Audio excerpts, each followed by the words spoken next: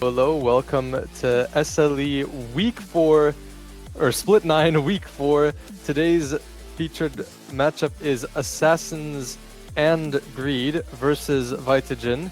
And we have a banger matchup to show to you today. I am going to be your caster for today, Modly Panda. I am joined by Ghosty on production, and who will also be casting with me, and Shay, who is going to be our analyst. And speaking of, why don't we have Che take it away with some analysis on the teams that we have for you today? It's good to see you all again this Sunday. Yeah, let's take a look. We have Vitagen here first. So we have two teams. Both are 2-1 in the standings.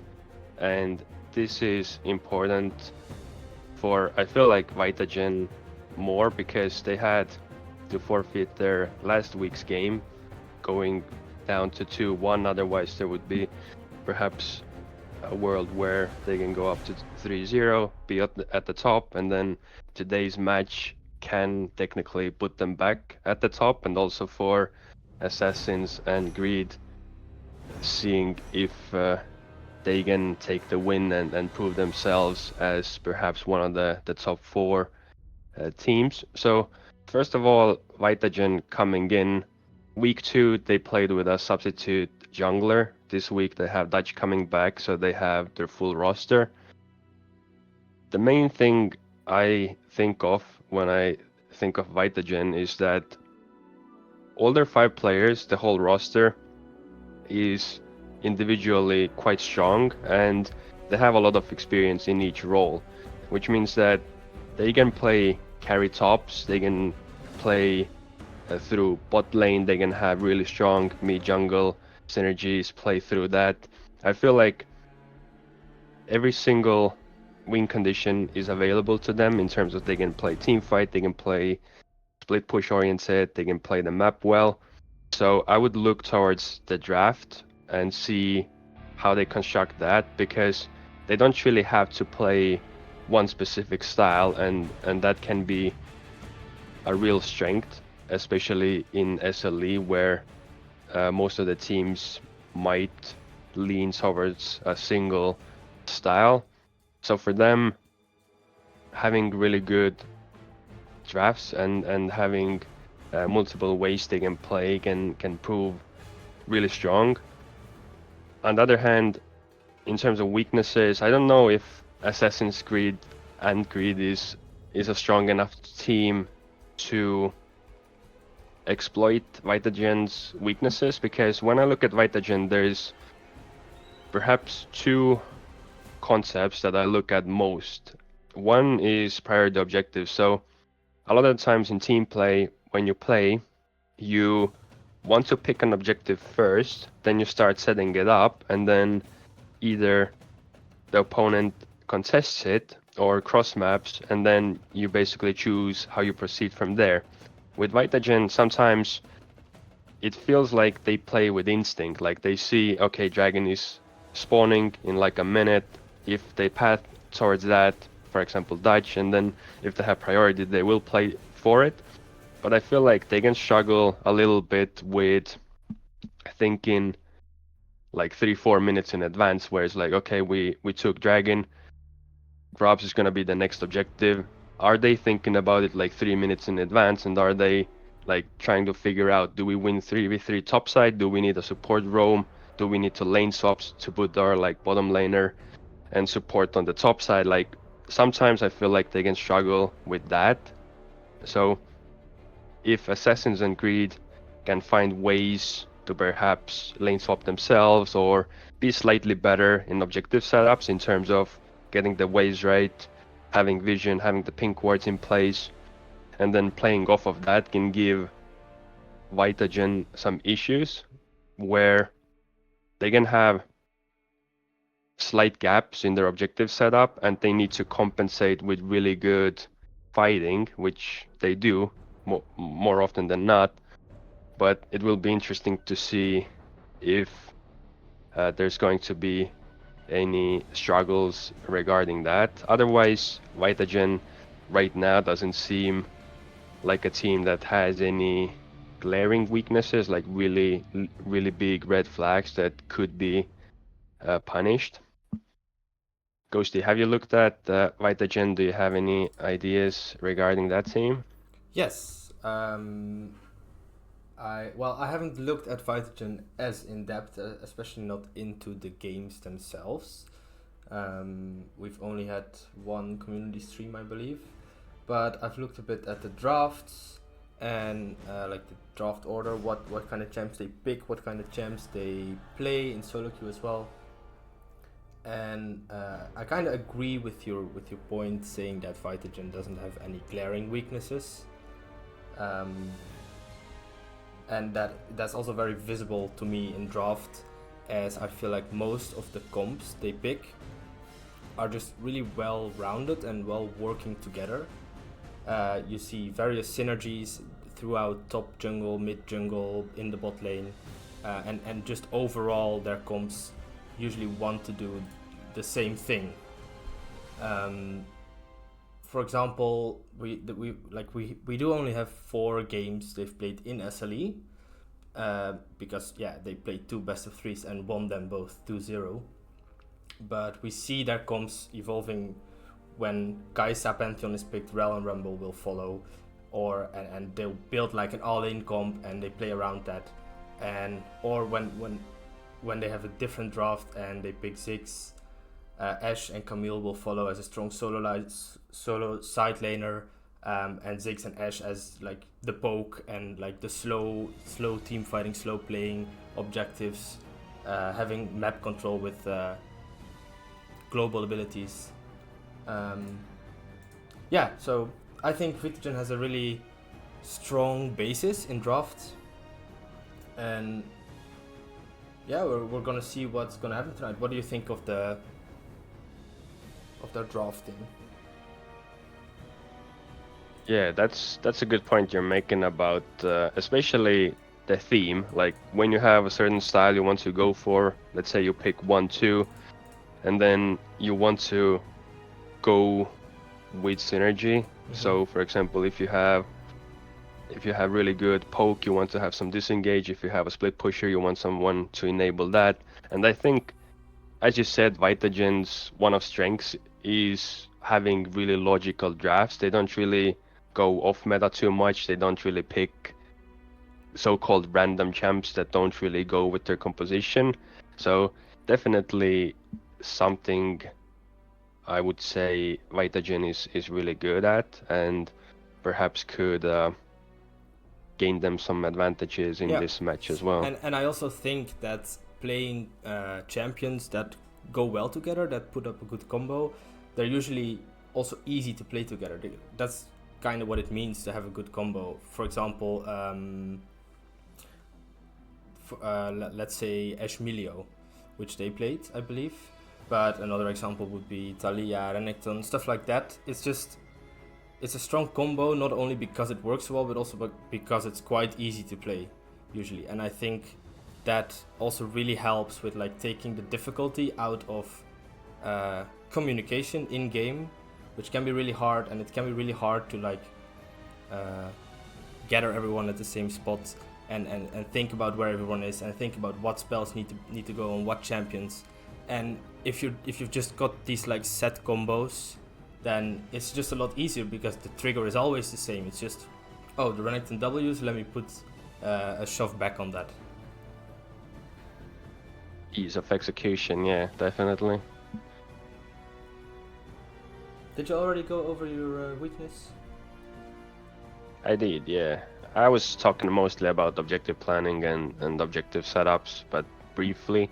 I don't know if Assassin's End Greed is strong enough to really punish that. They need to know their steps well, like what order they do things in, having the proper like anchors, having your pink ward, you play around that, have your vision properly, and then when you have the team fight formation set, playing around that can put you in a good position for the fight. So having the vision you need, having your battle line set, it's much easier to fight this way. And also having the waves prepared before the objective means that when you lose the fight, the enemy doesn't really have a good wave to get further objectives, and also if you have the wave placed, then winning the fight can sometimes give you more than the objective you fought for.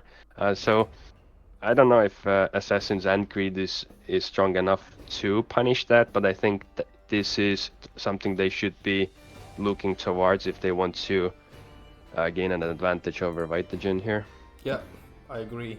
I think, and let's jump over to the next slide. What I wrote down is that, well, actually I wrote it down on the last slide, but I'll say it anyway. I think that AG is like the highs, lows team that can get a win out of nowhere, but also like just lose randomly or lose because the basics aren't there for the day. And I think what you're saying is like Vitagen is just a very stable team, and we're gonna have to see where Assassin's Creed can like poke holes and can find holes, or if they're just gonna slowly get choked out and lose because of like certain basics or certain miscommunications that shouldn't really happen. But that said, I think Assassin's Creed do have a very interesting way of drafting themselves.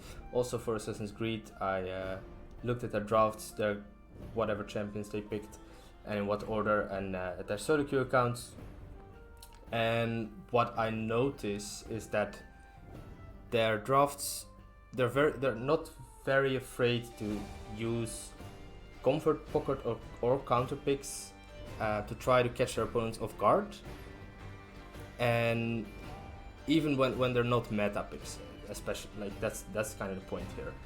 And this can be a good thing because it could disrupt the whole plan of Vitagen in this case, or other teams in another case. But it can also be a bad thing where, well, their draft feels more thrown together and could backfire due to not being comfortable and playing around the weird champs that get thrown in here and there as a team or as a player individually. Yeah, and actually, go on. It's a double-edged sword in that sense. Exactly. Sometimes you can have really good pocket picks, and then if you can execute them well, it can work in your favor. And then also, if your team doesn't really know how to play around it, or if the execution is too difficult, then it can favor the opposing team. So definitely something to look towards and see what picks they can come up with in this series. Yeah, exactly.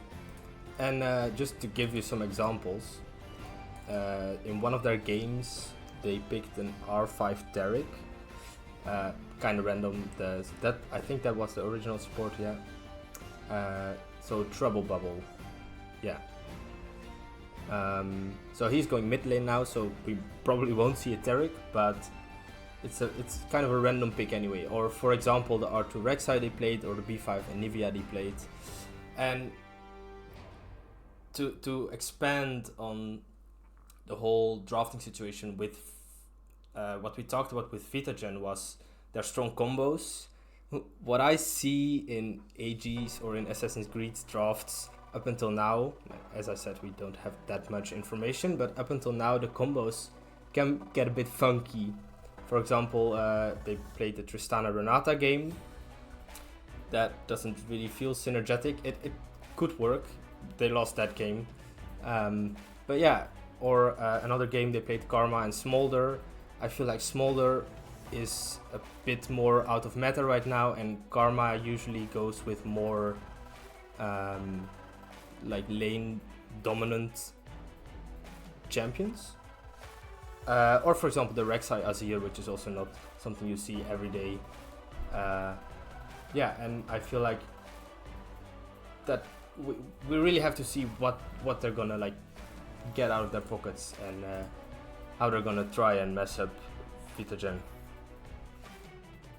Mm-hmm. To be fair, commenting on that, I don't really see Rek'Sai a lot, but one of the reasons we don't see him is there's a lot of early enabling junglers that do what he does, but they are stronger champions currently in terms of numbers, the builds they can have, and also perhaps the abilities and the ultimates they bring. Rek'Sai feels a lot like you need to use the knockups, you need to get the early skirmishes. If they don't go your way, then Rek'Sai can fall off Yeah. more than the other champions like Wukong, who still has a really effective ultimate in fights. On the other hand,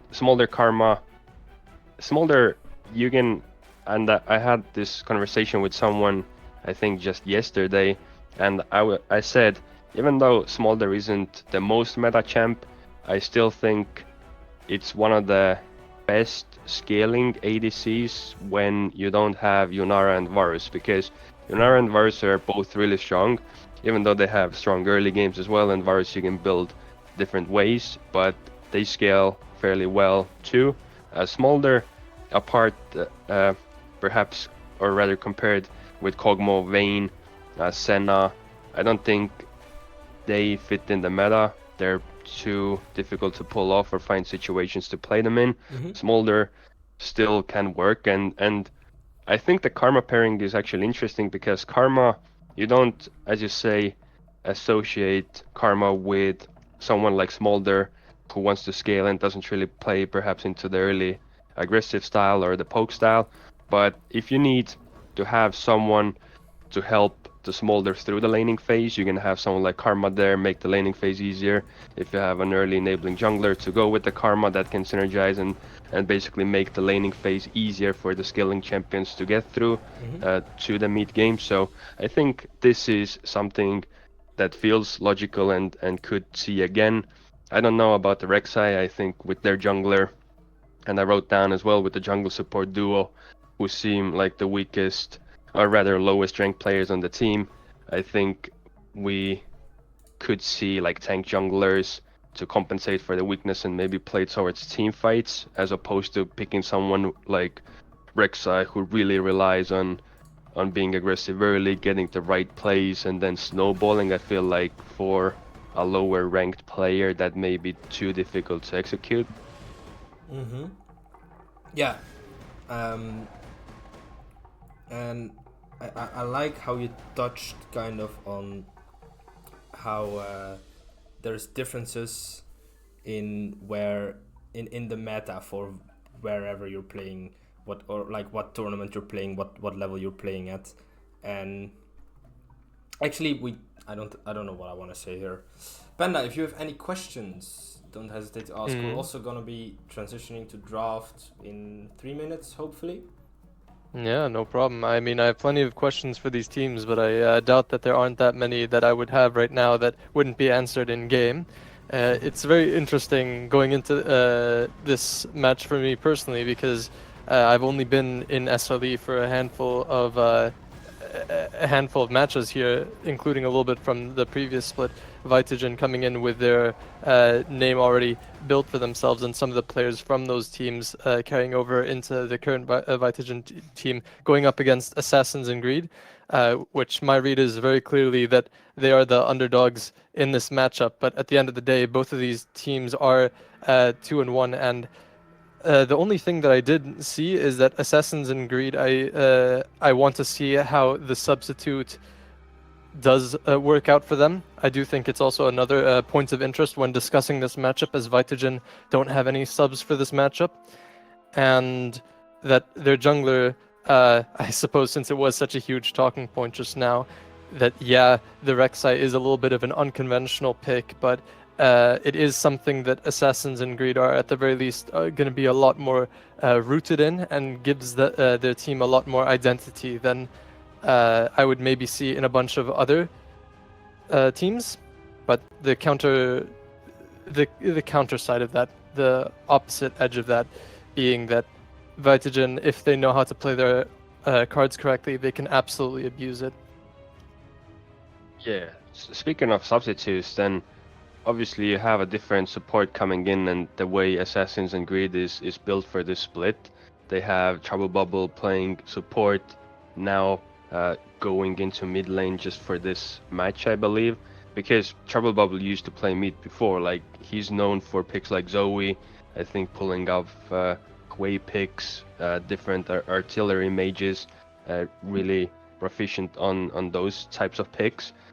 So it's not really a huge difference maker for them. I feel like it's rather how the support plays and perhaps how they have improved or practiced in the past week or two, because I don't think Trouble Bubble going back to mid for this match is going to affect them too much. Yeah, let's hope so for them. I would love to see a competitive series up ahead. And on the other hand, I see that most of the predictions we've gotten in from some of our beloved SLE members are going the way of Vitagen, including my own. And yours, Shay, is a 2-0. What do you think is like? What is the general story of this matchup gonna be? Do you think? Okay, so regarding predictions, week 1, when it was Vitagen and Eesti Vabariik, which is the Estonian teams, they played. I put 2-1 Vitagen because I thought they would drop one game. This week, I went 2-0 because I feel like Assassin's Creed is slightly weaker team. I don't think they have too many ways how they can punish Vitagen in terms of what Vitagen's strengths and weaknesses are, how Assassin's Creed wants to play. I don't really see Vitagen dropping any games unless they screw up somewhere. So yeah, I went with 2-0 this week, playing it safe. I don't want to make the mistake I made last week where I go for the underdog and then it ends up being like a 2-0 in favor of the favorite, so to speak. Yeah, I understand that. And Panda, we haven't gotten your prediction on screen, but maybe you'd like to make one now in the last 30 seconds before draft starts? I would say probably a 2-0 to Vitagen as well, mostly for consistency's sake, because I don't know much about Assassin's Creed, but if you're facing off versus a team like Vitagen with their record, that is going to be a mountain to beat today. All right. Well, we're about to see. I have told the teams that they can start a draft, so we'll transition to that in a few seconds.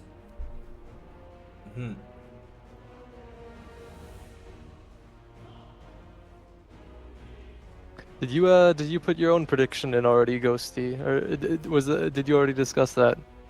I haven't 2-1. Ooh, well. How about it?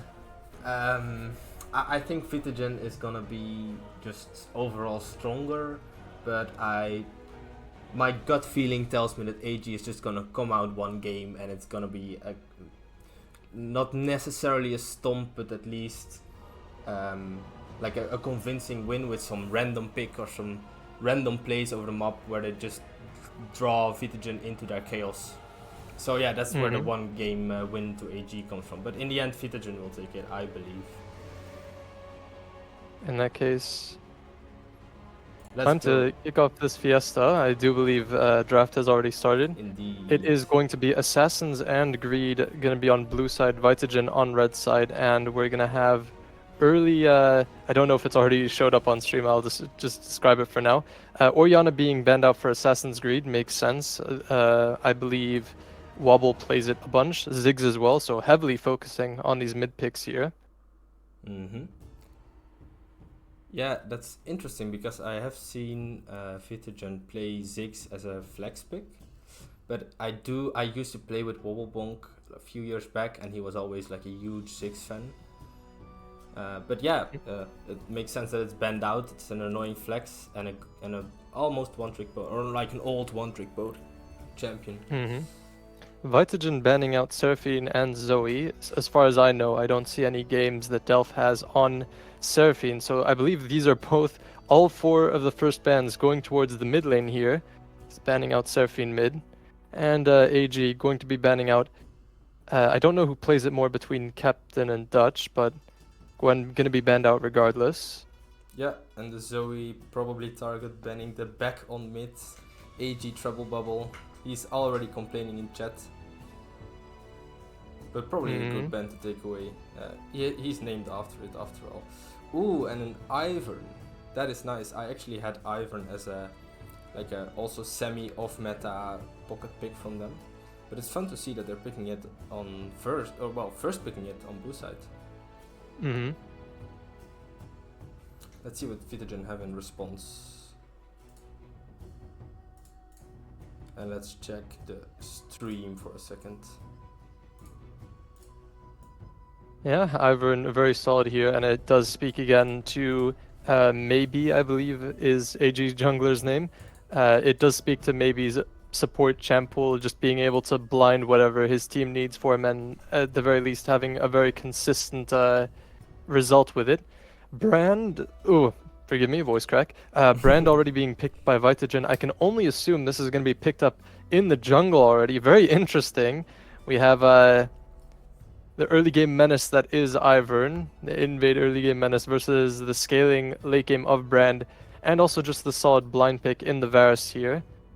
Isn't Brand just a good pick into Ivern anyway? I mean, I can't remember exactly, but I feel like that meta where Zyra and Brand were super jungle powers, Ivern was also meta, no? And then Brand and Zyra were counter pick into them? Or am I crazy? I feel like Brand at the very least has like a super fast clear. That's what made him and Zyra so strong. So I can imagine it being fine, but maybe we should ask Shay when we're waiting for the game to start. Mm-hmm. As we see, Is Shay still here? I think he's muted himself for now, but we'll get him back when we need actual analysis instead of like live commenting. Fair enough. Jinx taken away for AG as well. A very solid setup right now. Ahri as well, if it does get locked in, a very solid blind in the mid lane here. AG with a very simple formula to run here, which instead gets taken over by the Nico. So definitely setting up in the power of this Jinx, and most likely, gonna be going to Trouble Bubble as well. I haven't seen Delph play this support whatsoever. He is a bit more of a fan of the engage supports as well, so a lot of pressure on this Jinx to perform here. Yeah, and it's interesting to see that I've been talking about draft and like that Vitagen are like stable drafters and they usually have a good plan, and they still probably have a good plan. I feel like their champs right now do synergize very well, but they did go off meta a bit with the Brand first pick, while Ivern, Jinx, and Nico are all played a lot. I feel like they're not played together that much. I'm not sure about the synergy between Nico and Ivern, Jinx. Like, there's definitely situations where it works, but in general, I would say that Nico wants to go forward, especially versus like Brand Varus, and Ivern and Jinx are like more laid back. And yeah, I do think the orange synergizes very well with Varus and Brand. It's just a very reliable hard engage, either as follow-up or as straight-up engage, and Brand and Varus will have a very easy time following that up with their own quite long-range engages. And Vitagen also taking away whatever matchups would be most uncomfortable for this Ornn, as well as also just, I believe, the comfort picks, Mbessa and Cassante, seen a little bit, I believe, in the games that AG have played before, if not in solo queue.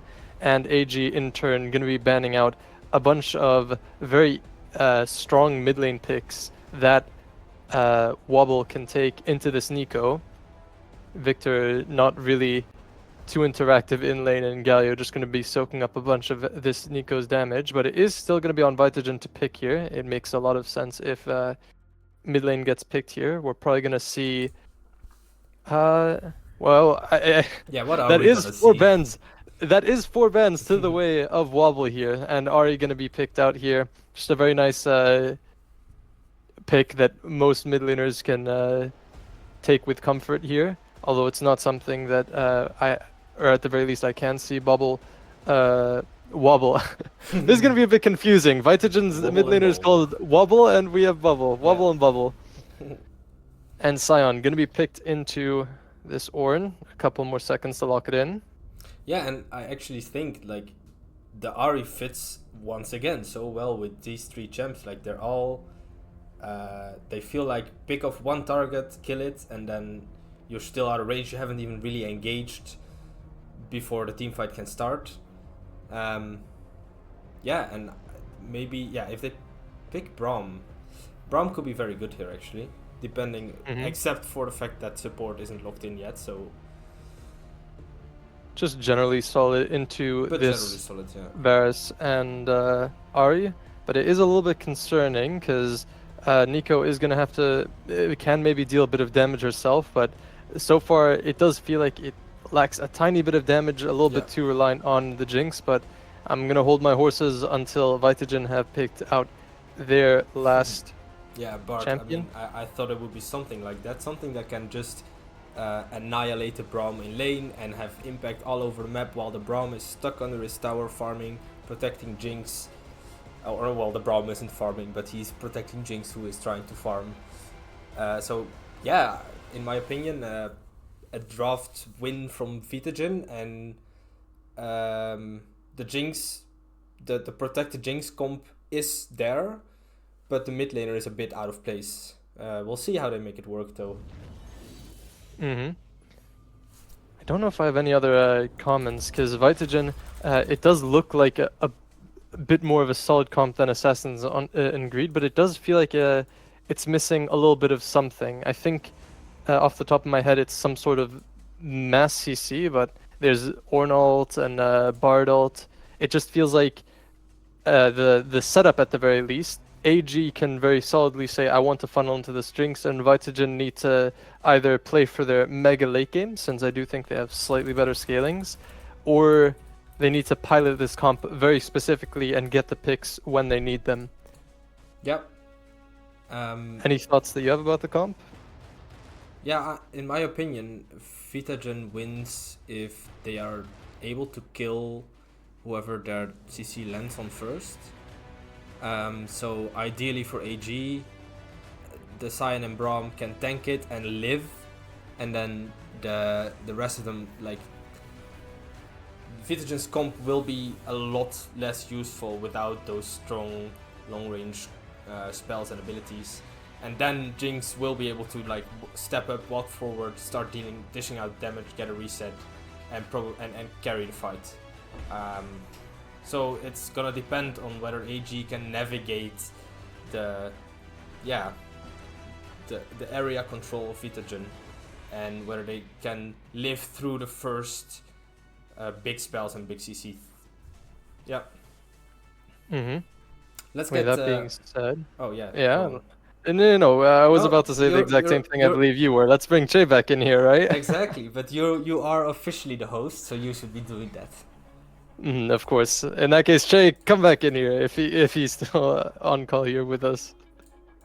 I'm here. Thanks, guys. Very interesting to hear what you guys had to say, and then I don't think I disagree, but I think I'm really opinionated about Vitagen's drafts because I know some of their players and I have worked with them before. I know their community fairly well, and when I was looking at the preparation going into the match, it felt like Vitagen likes to rely on ease of execution, so they're going to pick champions that are going to be easy to play, work well together, but sometimes they can not exploit what the opponent is weak at. So what I mean by that is Assassins and Greed, they play really well together in terms of synergy. They have played together for a long time,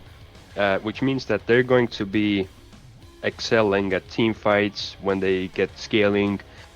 When you make the game easy for them in a way where they can play together, such as this draft here, like you have tank against tank in the top, that means there's gonna be no side lane pressure from the top lane.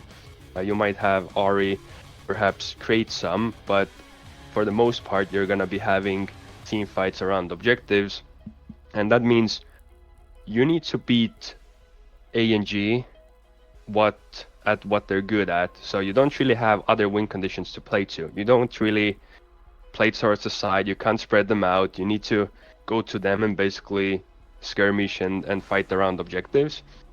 Looking at the draft, first of all, I was really curious to see if they're going to leave Zoe open, because Trouble Bubble is a really good Zoe, but me as an analyst, I still think Zoe is really easy to shut down in team play. So to me, that tells me like they're giving Trouble Bubble a lot of respect. Okay, he's so good at the champion that we're gonna ban it and we're not gonna let it through, even though we could try to counter it on red side. So that's first, and then when doing prep, I was looking at Ivern, Skarner, Sejuani, and I don't know if there was something else, but like those three champions were going to be almost always the first picks. You give them the Ivern, which is like a supportive utility jungler, quite easy to play if you have played the champion before.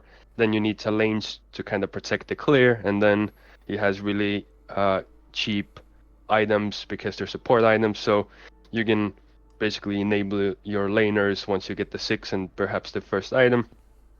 To me, looking at the draft, like I don't feel like Vitagen got a huge advantage in draft. I feel like they're kind of similar drafts, both want to team fight. I think the Bard kind of saved the draft in a way, because now you can actually roam, you can play the map. If you looked at the slides before, I said like, okay, ANG's jungle and support might be slightly weaker, so they may not be able to play the map that well, so the Bard can perhaps use that to his advantage, knowing for piloting the Bard, maybe look for the roams, look for the plays, and then create some advantages before you get into these like front to back 5v5s where from there it's just execution, like who plays a team fight better. You don't really have any other advantages outside of that. So looking at the compositions, I do like Vitagen's a little more, but I would still say that I don't feel like they really outdrafted ANG. I feel like ANG still got what they wanted. So I feel like it comes down to execution at this point. Interesting. Go ahead. Yeah, a lot to be said. It is just a question of, for me, how well ANG can play through this Jinx, because in the end, Vitagen have two-way to shut that down, and I think that's ultimately maybe what they want with this comp.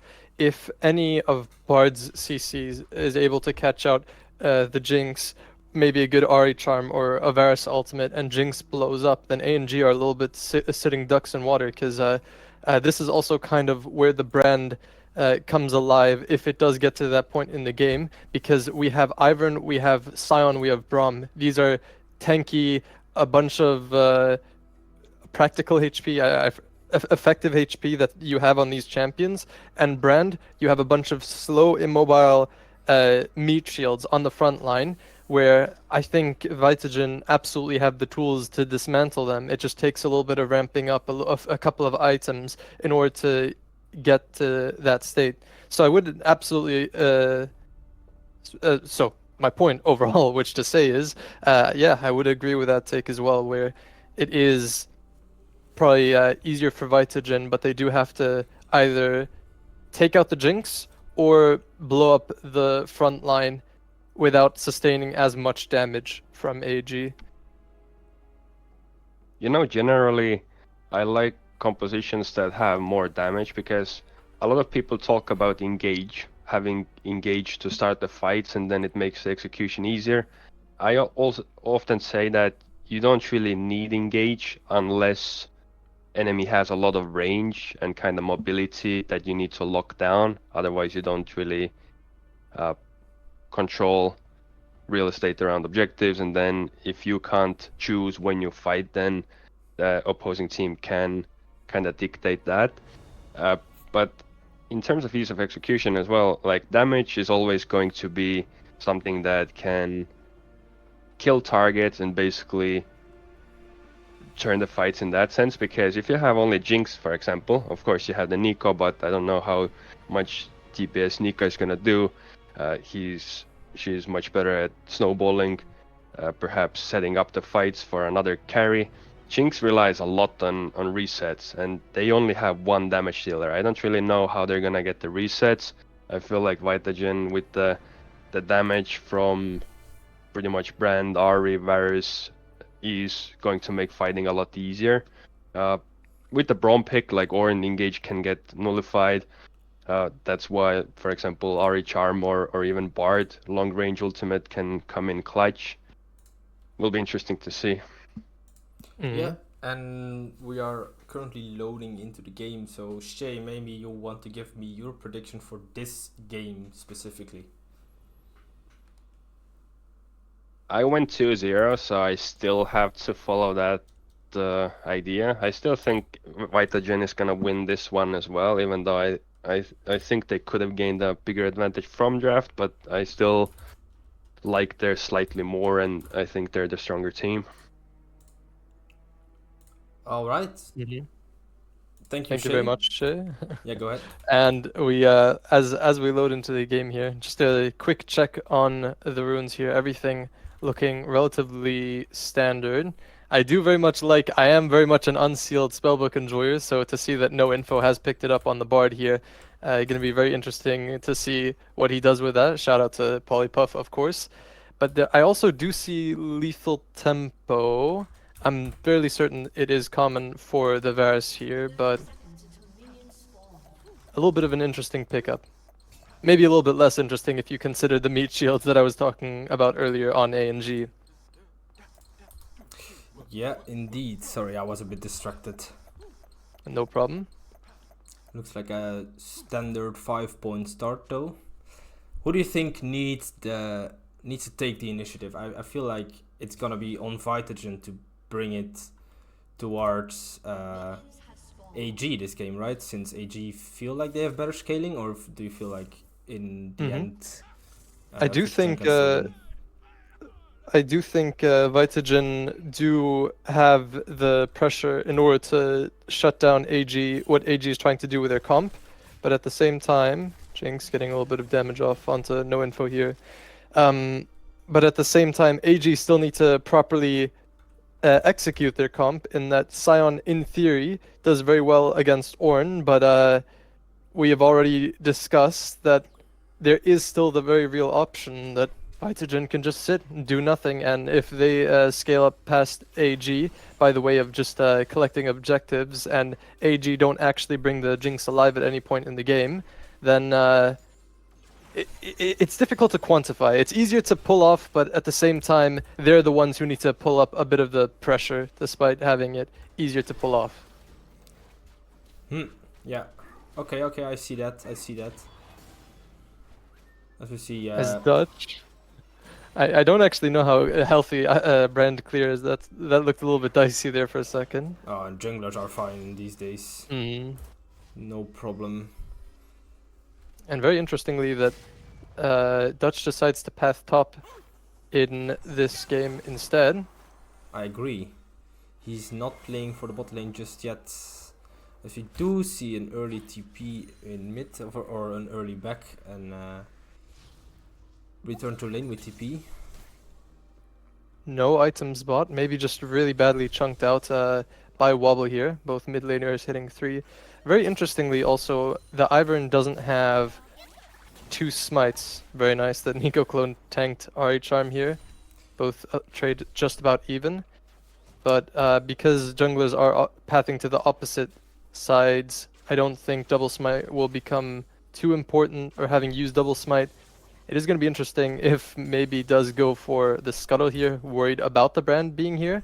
Does walk into the jungle to check if the brand is there. Doesn't see anything, places deep vision for the bot side of Assassins and Greed. As we see Brand walking up top lane, he might not be supposed to be playing here, but he might get a kill anyway, and who doesn't like a kill? Sion gets stunned up, and yeah, I mean... Sion unfortunately up into the lane, and an excellent read by Dutch, and the entire point of pathing into the top lane here, getting a free kill. Yep.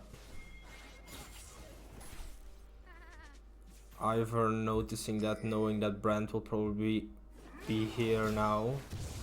I'm not sure what you're gonna do. You're a bit too late here. Just checking to see if a double scuttle is ever an opportunity with the smite that he has now. Yeah, Gonna minus walk one. in to see if there's any camps to take. No, just gonna be vision coning and potentially looking onto wobble here as Dutch gonna maybe lane gank Jordy? I think he was just helping No? push the wave so Oren can get a base in. Mm-hmm. Which he did.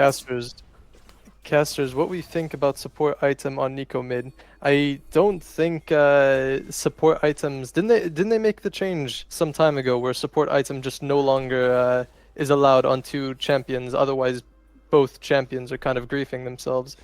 I don't know if double support item is ever going to become meta again, and I don't think that's necessarily a bad thing. No info. Going to be trying to ward off Dutch's jungle here. Yeah, say that again. I don't think that's a bad thing. That was messing up everything. But I think it's disallowed now, no? Mm-hmm. Yeah. Okay. You can do it in custom games. Oh, I okay. would hope that SLE maybe has something against that, but if it is actually something that you can do in SLE games, then would be very interesting to see. Good question. I am a mod, but I have no clue. In all this, the first dragon does show up, so no Hex Deck Soul for the game, and it is a question of which team gets to it first. ANG, I believe, have a little bit of a nicer tempo for this dragon, and maybe also pathing in that general direction.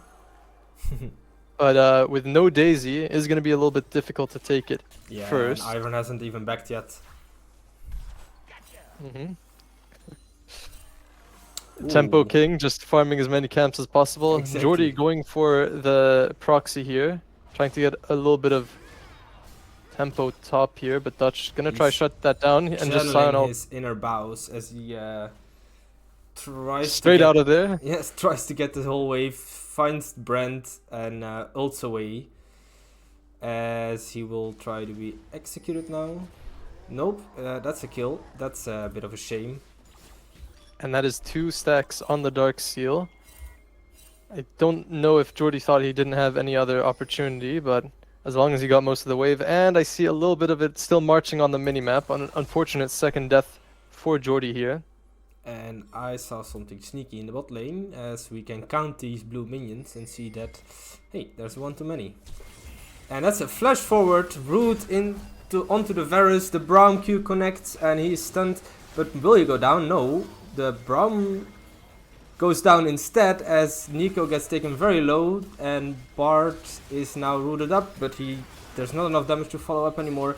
Jinx, oh no, Vitagen collapse and AG took way too long to kill anyone actually, they didn't even kill anyone. Pop Blossom goes down beautifully, but unfortunately it was just way too much all at once. It baited Delph into a bad fight, and Trouble Bubble, with nothing else to really follow up on, was able to have Captain TP in, and Wobble, I believe, was roaming down to try to match Nico here. So very well played by Vitagen to spot this out. Does get the feats of Warfare and the first dragon off of this, and slowly prying the game out of ANG's hands and showing some of the compositional weaknesses that we spoke about in draft earlier, as Jordy, a little bit of a fight with Captain here again. Yeah.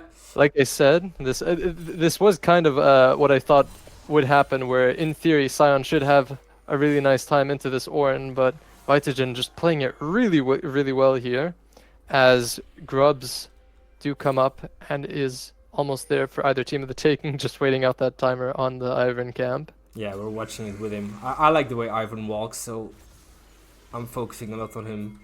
Nah, well, let's watch Sion as well. But yeah, no, good points. I think also what we noticed might be a theme for the whole game if a Assassin's Creed don't get stomped, as I'm gonna hold off on that. As Ornn engages in, knocks up the Ivern. Nico ults, walks forward, hits 3. Sion Q could be big, but isn't. The ult hits the Bard, but is it enough to kill him? I think he's gonna walk away once again. Sion will chase. Oh, and a Braum Q snipes the Bard down anyway. As the Grubs get picked up by Vitagen. I Won't Leash flashes forward, misses the W. I'm not sure if that was the right play. That flash could be very crucial in later fights. But overall, Mhm. we see Vitagen walking away with profit once again.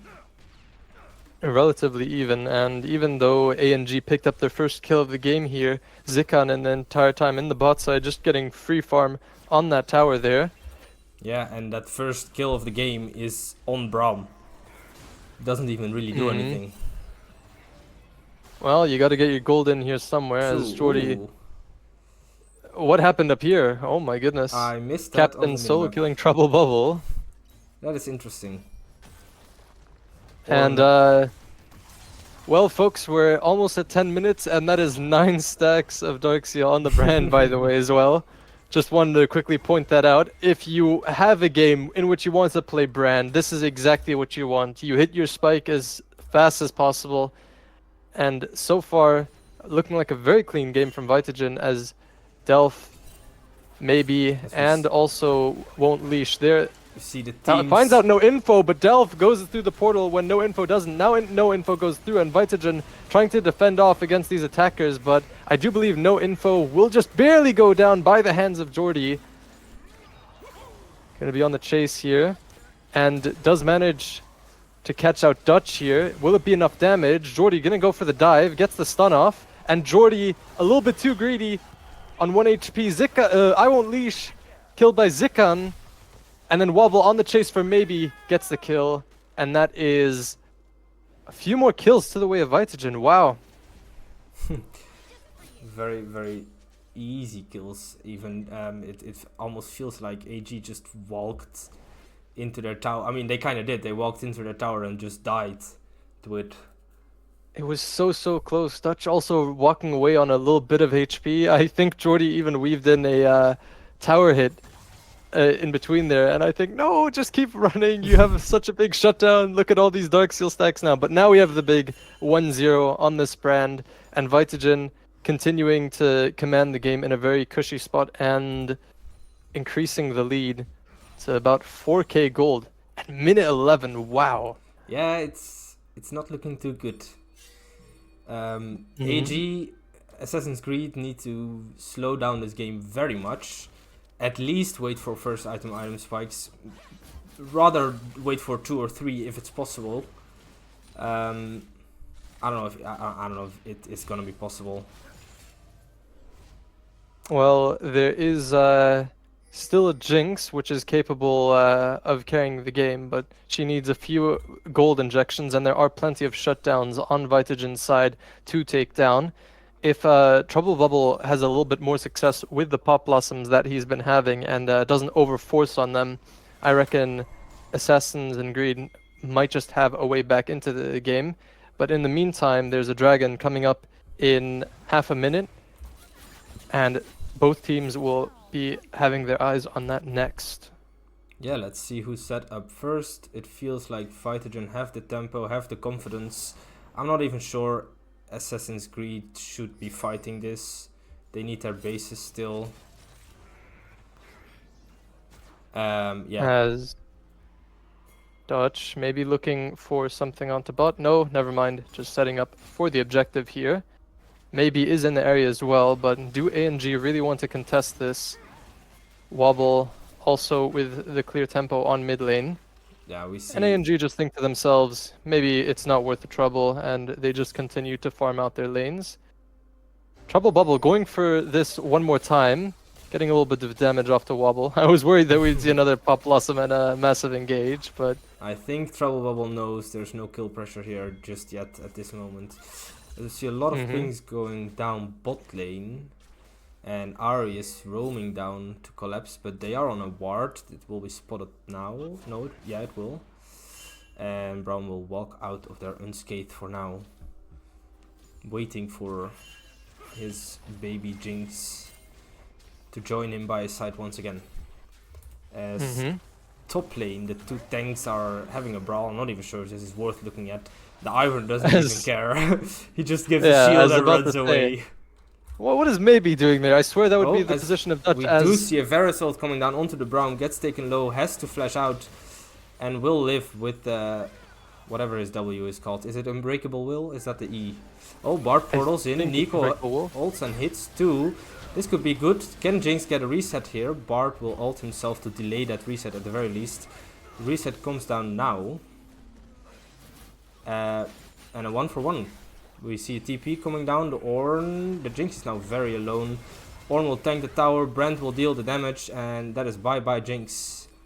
As the Sion will TP in as well very late. Unstoppables the charm. Flashes the Ornn ult. But it won't be enough. I don't think you can get out here. Ornn east forward once again. Knocks up the clone. And finds the Ivern who can run back to his tower. As Bard, now, did he TP in? Where did he come from? Oh, a big root coming in. And a Sion Q, it's not enough to kill Zekan. He lives on 1 HP. Not literally, but almost. Vitagen just want more. They finally get the shutdown onto Zekan, ANG that is. And I was about to say, for so long, Vitagen have been just getting away with overforcing these tiny plays, but with the money that they have in their wallets, it doesn't matter because they just end up getting those kills. But no, finally the low HP Crusaders Vitagen get taken down, and that's a little bit of gold going back to the way of the Jinx, very much needed, who I believe now finally has her Yuntal and is slowly gonna take her spot in the team as the damage dealer, as I've so frequently hyped her up to be. But there are some scary things cooking on Vitagen's side as well now. We already have Rylai's built at minute 15, second item on the brand. This early in the game is going to be very scary. And still, first item having not been built for Ivern, a little bit unusual considering that his items are usually a lot cheaper than everyone else's. And we do just barely have... Oh, trying to figure out where his camps are, this Ivern. As Rocket Belt and Unending Despair have already just been built for Sion and Nico. There's also the items that Vitagen have set on for most of this game.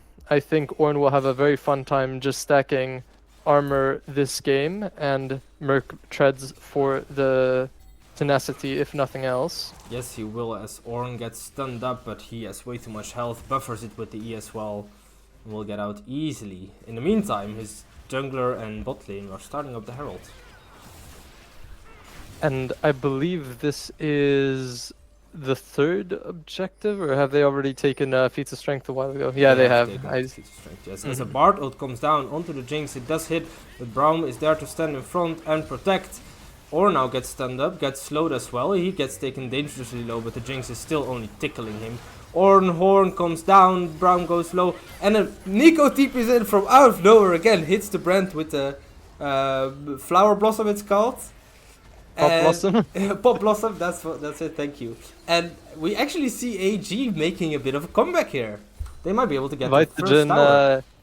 Vitagen, the potion that has been working for them so long, finally forced a fight with fewer numbers, and off of the Nico ult to finally shut that down. Do get a little bit of gold, does get a little bit of gold back, and now Vitagen have to be nervous. Varus, Ornn, and Ahri already backing, making sure that more mid turrets don't fall here. We'll have to do a little bit of damage control, but it still isn't too much as TP coming in. From Wobble Bomb, not gonna do a whole lot. Gets rooted immediately by the Ivern. Can he find anyone? That's a clone. No. Just gonna be scaring off members of AG, as they do still now have a little bit of tempo left in order to convert this into a dragon. That is a Nico, that's an Ariel for a clone. I'm sorry, buddy. Really unfortunate, but even though it was a really good fight from AG, Vitagen on their third dragon here, this is gonna be Dragon Soul point for them. And AG can only revel in the gold that they got for a little while. Pop Blossom coming down onto, I can't quite tell who that is. That is Trouble Ahri, Bubble, who has or Ahri. Exactly, and Ahri gets taken down. It will be traded for the dragon, but a bit of an overstep from the mid laner of Vitagen. A little bit of gold coming back. AG really need a couple more fights like that in order to take back the command of the game. And with Dragon Soul looming, they really need to kick it into high gear here. Yeah. And I was gonna say that Ahri losing ult there at first because of the clone didn't matter. But then it exactly mattered, which is kind of very good recognition from AG to take that away, as Jordy potentially in a difficult position here. Ward does catch out the Bard. Nah, they have no damage here. the Scion will just walk past them and ignore them. And he does also have the Kinnick Rooker, and a very wise buy off of the success of this brand and also We see the some mostly magic Pings damage. coming down as a Bard ult hits Jinx again. The Braum will block the charm, and he will block a lot of spells actually. What? Such huge shield value there. And that's barely any damage. That was 4 members of Vitagen. I'm impressed that Def Yeah. didn't have isn't chunked out more on this HP bar. And now they do have to respond what's going on, or Vitagen have to respond what's going on in the side lane, specifically bot. I wonder if Trouble Bubble will be interested in... Nope, just immediately backs. Gets Malignant here for himself. As we see some more action, but it won't turn into anything. Or maybe it will, as the Braum gets taken a bit low, but he will be able to jump back to safety without any control over the river. I was only focusing on the Dark Seal stacks of Vitagen. There is also 9 Dark Seal stacks on the Sneeko, so maybe, just maybe, she will start dealing some damage on these Pop Blossoms herself, especially now Zekan having to flash, especially now that Rocket Belt Flash Pop Blossom is a very potent combo that ANG have in their back pocket. As ANG potentially sniffing out that Otacon is being done here so far, just trying to press the issue on this team fight here. Yeah, I'm not sure if Vitagen want them to know, as the Varus ult comes down onto the whatever the Ivern spreads out, does manage to kill the Braum. Jinx ghosting after the Varus. Varus gets taken low. Ornn is also low. Can she get another reset from there? As it looks like AG are just winning the fight overall. I actually missed where the Brent died. Ivern able to survive. Wobble bonk flashes away. No, gets charmed. Q's, who lives on 1 HP. Jinx gets the slow. I feel like she can get this kill. And that's a huge gold swing, you must imagine. They won't be all the able way to do back to Otacon AG. yet. They finally have exactly what they want, and I do believe that Vitagen very greedy there. This was off the back of potentially hoping for an Otacon call. A pause does come down here. I wonder what it was for. Maybe we can see it in chat in a second, but a very strange play from Vitagen to go for this Otacon, and AG just slowly creeping up on them through river and trying to push them all the way down. Vitagen had a really good ult onto AG, but ultimately it did not matter. The second they tried to fight off of their lower HP bars, it just completely blew up in their face. And now all of a sudden, for the first time in the game, ANG have a little bit of a gold lead to write home about. And more importantly, collectively, they do have more Dark Seal stacks. That Nico finally flexing on Iron Brand. How do you like these? That is very true. That's very true. And I must say, I feel like AG, like Shay talked about it, but I feel like AG are doing a splendid job of working together, walking together. The Braum is always there with the Jinx, always able to protect her. Jinx never has to worry about being alone, but still wanting to push a wave. And also what I want to note is that even though the Nico, it doesn't look like it really fits in this draft, I think AG, Assassin's Creed are actually doing a good job of engaging with her and being there and following up with the Scion and the Braum and the Ivern. It took 2 ults, but I do think ANG finally have gotten back into their groove, and I don't know if I commented on it at all during the draft phase, but if Jinx is mostly the person that in theory you want most damage on, and Nico can still deal a little bit of damage, then why don't we make Nico as a legitimate threat of damage here? I was a little bit nervous in the early game with what it was, how this Nico was going to shape up, but now we finally have our answer. Can't speak too early though. Still, it's the first 21 minutes, but apparently the electricity went out for one of the members of ANG. For the AD carry of all the members who could have gone on DC. Highly unfortunate, but no ETA. We can just pray that the Wi-Fi and lights, more importantly maybe, do finally come back on for ANG. Yep. But other than that, I do also want to comment. I do see lethal tempo now on Varus. Apparently, lethal tempo is just a lot more common on Varus than I thought. But we also see, I mean, I suppose not the stream, but I can still see the Bork and the Ginsus, a very good purchase here from Zikan to acknowledge that it is something that they're probably going to have to fight front to back if they don't magically find out any CC onto the Jinx, as I believe No Info has tried to do a couple of times during this game already, trying to just uh, Bardolds. Bard ult onto the Jinx and catch her out in isolation. But he has been doing very well for himself, especially since we have been mostly focused on Dutch and this miracle brand pick. But ever since those the early game fiasco, has picked up 2 deaths for himself, and Darkseal drained of all its magic. So it is going to be a question of if Dutch can regain where he was on the team. And also, quite crucially, if we're talking about underrated Vitagen members, Captain, he's gone deathless. He did a very good job, but in that last fight, even though he's sitting on 2 items now, looking very pretty, it is just a question of will Ornn be able to get to that state in the game where he's just entirely unkillable to allow Vitagen perhaps the missteps that they have slightly been doing, or just become the unstoppable front line that this brand and Varus need. Any thoughts, Ghosty? Yeah, I also want to. Well, one major thought that I have is the Dragon Soul. It may not be a Hextech Soul, but it is a Fire Dragon and a Fire Soul, and I see very little dragons on the Assassin's Creed side, and I see 3 of them stacked up on Vitagen's side, and I think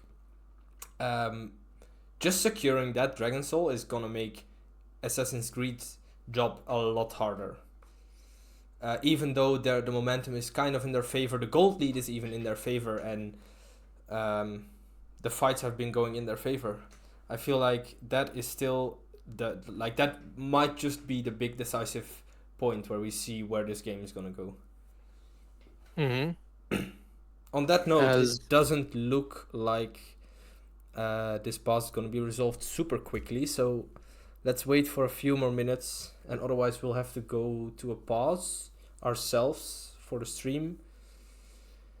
I'd say we give it roughly 4 more minutes. There is also a lot to be said about the how quickly I think AG managed to turn it around.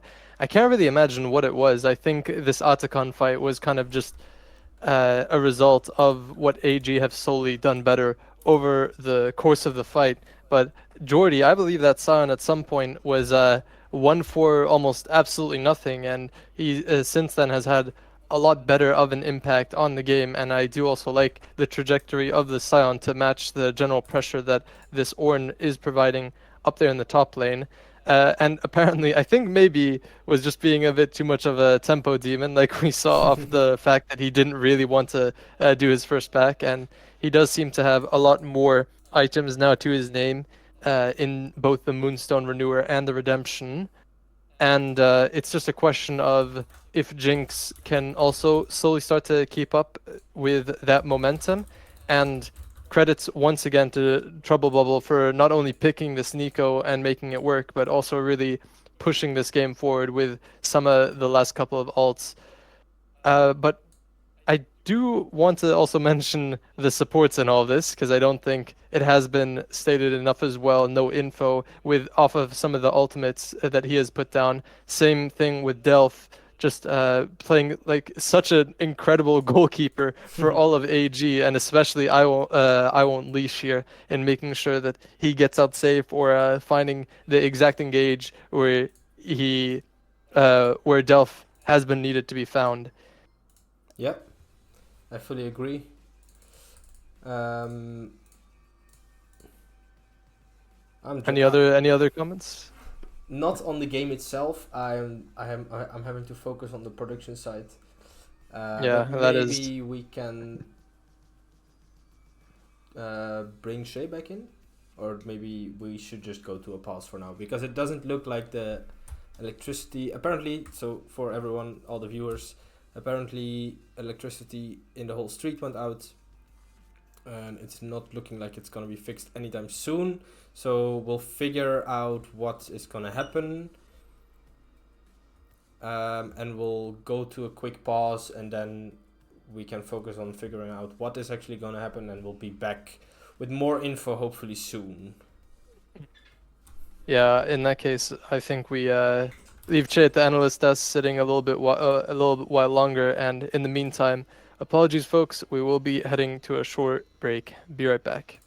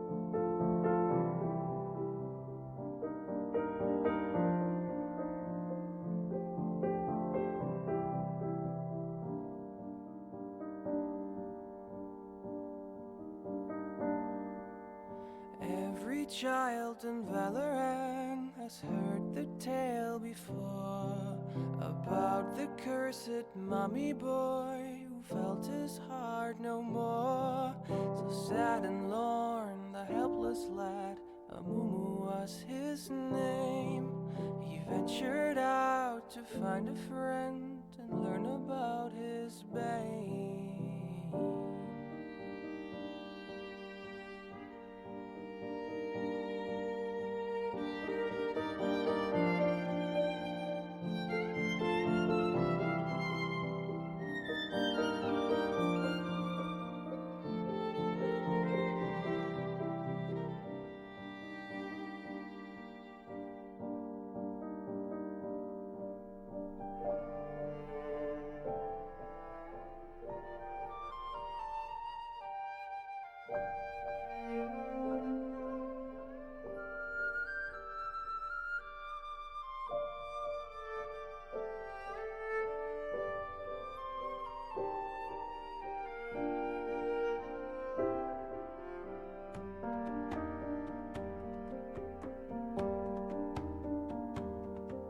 For many years, young Amumu traveled through the lands, determined to make friends if only they would understand. But even when Amumu stood upon the ledge of home, his hope would disappoint him and he would remain alone. But then the curse began to whisper in his ear and would confirm what was Amumu's biggest fear. It pledged that never shall someone become his friend. It pledged that he shall be alone until his end. Sorrow and despair became too much to bear.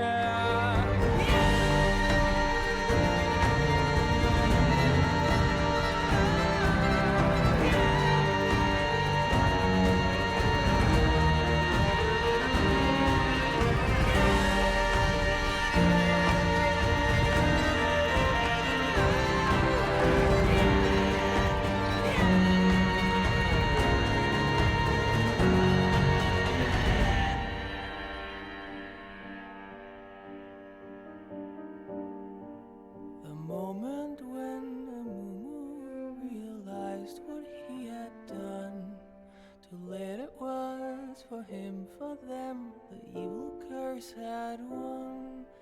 The anger and the anguish overwhelmed his fragile soul and caused a wicked tantrum that he never could control.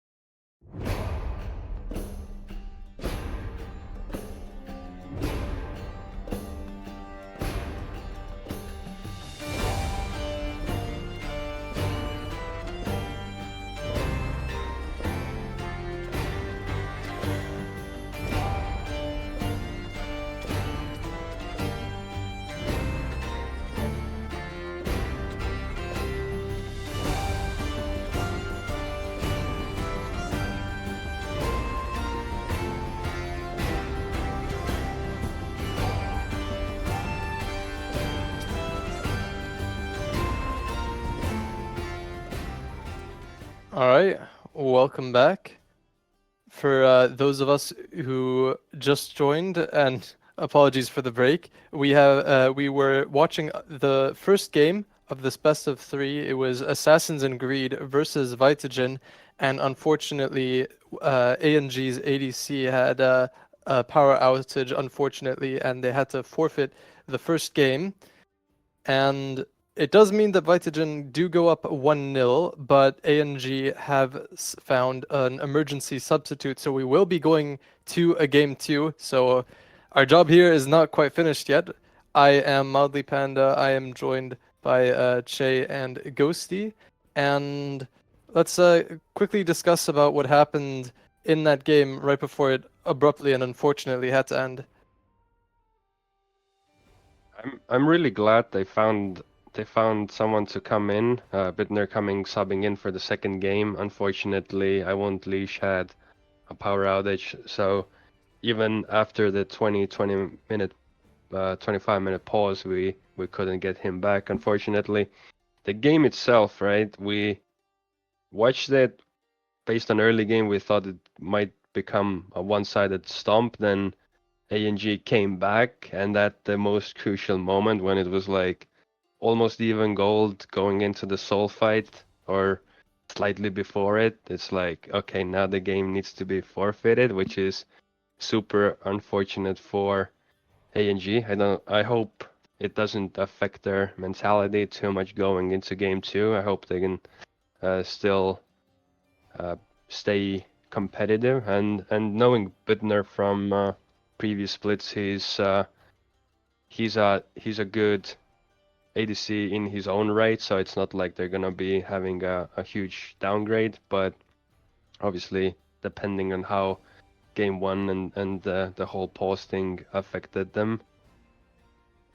And it was also such a complete nail biter. Vitagen looked so dominant for so long off of the agency that Dutch had across the map.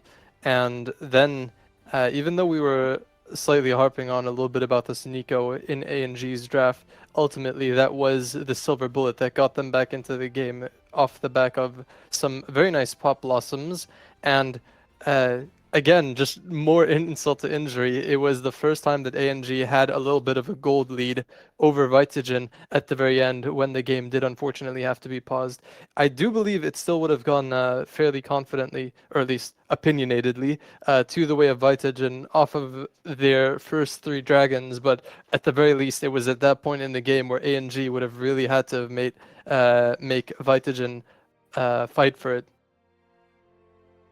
You know, I'm not quite sure, and I would have been really curious to see how the game plays out, because even though I would have still favored Vitagen, as you said as well, I feel like the way they played the early me transition, going from having an early lead, being multiple thousand gold ahead, and then getting into the transition where you have to play the objectives. Okay, you get a few, but then you start forcing fights, taking perhaps fights you shouldn't be taking, trying to be too aggressive perhaps, or like a little lazy with the setups.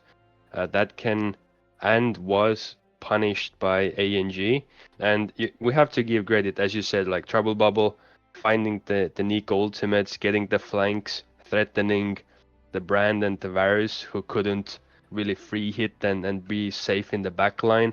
From there, the fights got more chaotic, and Jinx perhaps getting the reset, then running down the fights, because they only really have two damage dealers, right? They have Nico and they have Jinx, or had rather in the last game, but that shouldn't be a very easy composition to execute, in the sense that if enemies are really good and smart the way they play setups, the way they play in and out, they don't give Jinx the reset, and then protecting their own backline, all they need to do is basically kill ANG's front line and not give Jinx the reset. So in essence, they don't need to be looking for Bard ultimates on the Jinx, or even if they do get a Bard ultimate on the Jinx that gives them time to kill the front line.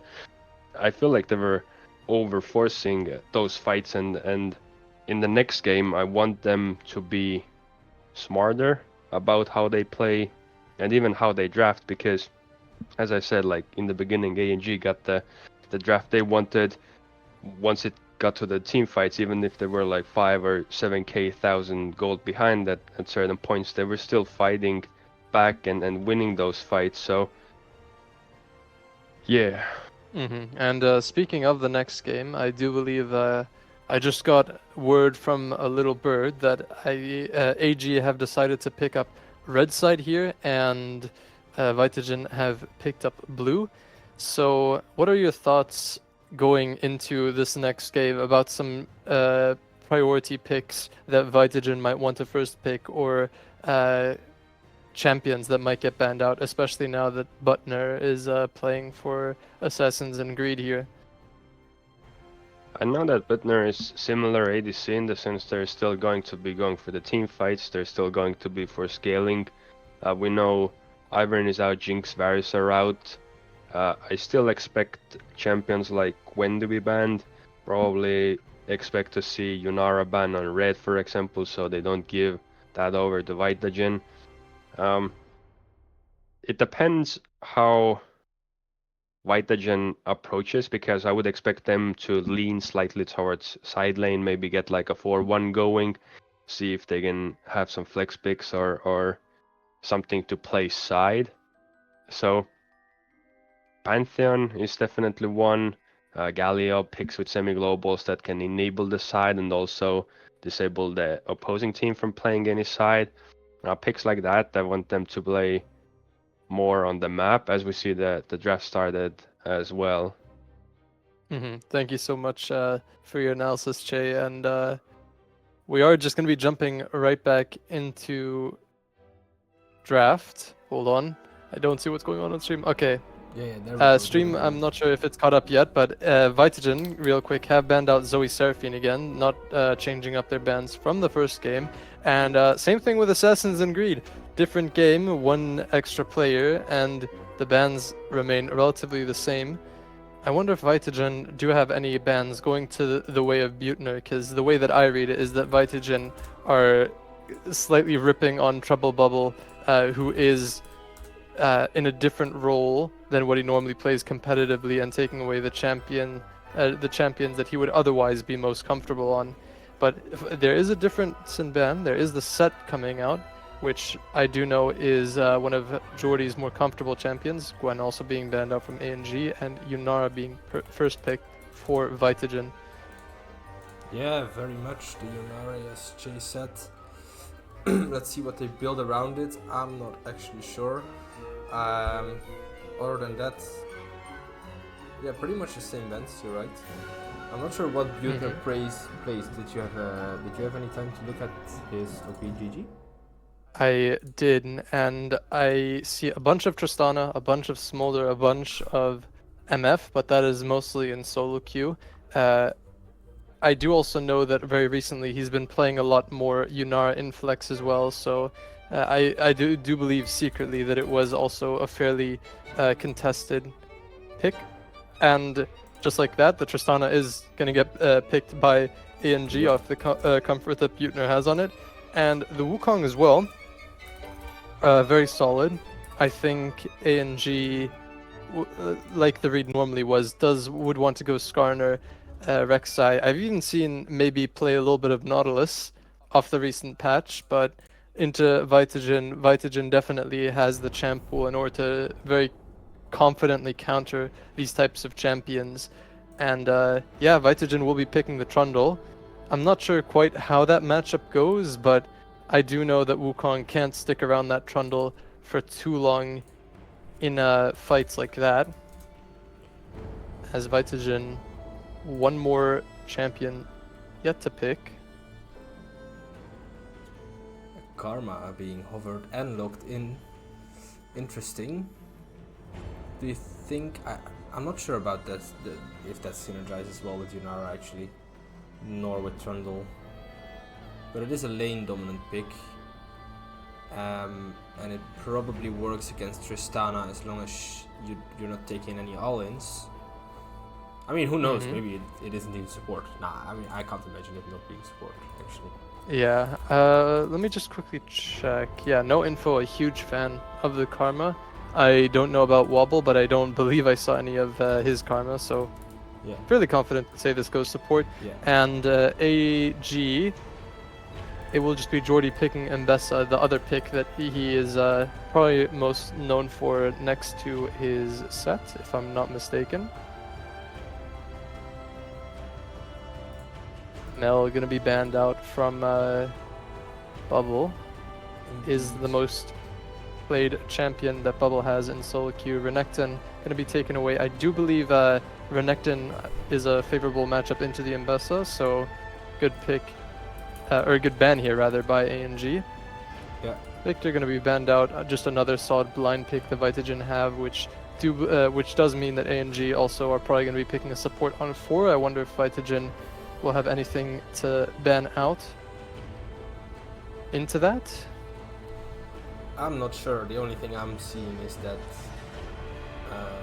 AG are going for a lot less protected AD carry and a lot more go all in and deal damage comp. Very heavy on skirmishing right now. Mm-hmm. Let's see what they round it out with though. They definitely need a strong AP mid laner. I do think, yeah, Nautilus fits the bill quite well here, but they do, yeah, ANG still need a little bit more AP in their comb. Well, they have one more pick, so that should work out just fine. Hopefully they have something. Rel! Oh, is it Karma top? Interesting. I felt like there was something off. Mhm. Because Nautilus into Karma is good, but Rel counters Nautilus, so... Yeah, well, I believe, I mean, in fact, I don't know. I know for a fact that Karma can definitely be flex top, but I haven't really heard of Karma mid before. Maybe this final pick will elucidate where this Karma truly goes, but wow, interesting flex pick here coming through for Vitagen unexpectedly. And it is going to be Karma mid, unless Jax mid has all of a sudden become meta. What else could it be? Nah, it has to be Karma mid. There's nothing else to it. But we could have Jax jungle Trundle top. The possibility still remains. That possibility does remain, but I mean I have to guess Trundle's going jungle unless there's some like hard counter. Oh no, wait, they're picking mid obviously, so no, it's going top. Jax is going top, and then Veigar to round out the comp on the AG side. Interesting. I don't feel like Veigar really. Nah, I guess it's fine. It does work well against Trundle, Jax. It also limits the mobility of. Yeah. It limits the mobility of Vitagen, in my opinion, quite well. Especially into something like this Karma pick, who isn't going to entirely be able to burst you down in the early game, and Veigar should have a pretty decent time stacking up against it.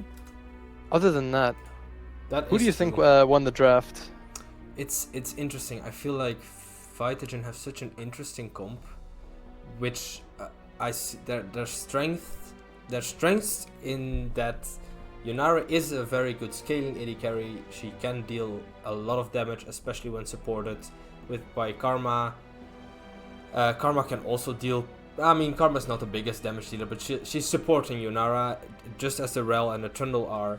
And Jax is a very good split pusher, and or not necessarily split pusher, but like side laner. And I don't think the side lane of Assassin's Greed. I'm not exactly sure how the Mbessa Jax matchup goes. I'm not a top laner, but I feel like Jax usually wins out in the end. And at the same time, Vitagen, their team comp, which is like everything that isn't Jax, is also good at disengaging. The Trundle pillar just to stop the Nautilus hook coming in, or the Wukong, slow the Wukong who's running at your Yunara. The Karma shields to get out, Rel to, well, either engage or disengage.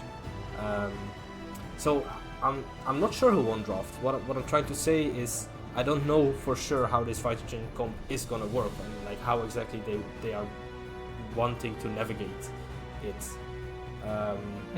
Yeah, but my instincts say that the Assassin's Creed comp is cooler or something, but it's not like they're gonna win. It's more like I like the draft more, but I'm not sure why. Yeah, I definitely agree that Vitagen, you pointed it out that they have some insane side lane pressure, whereas I just don't see Veigar and Mbessa being able to keep up with, you mentioned the Jax, but also the Trundle. Even if he does get put in the jungle here, Trundle is very formidable if he ever decides to step out of it and catches a wave being under turret and no one there to defend it. A neutral state like that is still very comfortable for Vitagen to be able to push on all fronts. But Assassin and Greed very much love their team fighting here. I think they absolutely have the CC and tools necessary in order to get into the back line, slightly avoid the Trundle and Jax, and then isolate them, perhaps going for the Karma and Yunara. I do also want to point out that I don't know how much of a problem it is, but I don't know Karma's AP output in that yeah, you have a little bit of AP on Yunar, a little bit of AP on Karma, a little bit of AP on Jax, but it does overall mostly feel pretty AD heavy, and into stuff like the Nautilus and the Wukong that might be a little bit of a disaster for them. Yeah, and as we watch the spectator delay go down, let's bring in Shay for a good 3 minutes to see what he has to say about this draft. I'm a little surprised to see ANG going the way they did, with, for example, the Mbessa pick going more perhaps for the side and also the back to front style, where you want to die with Wukong and Mbessa, you dive the back line, try to kill the carry maybe against Yunara.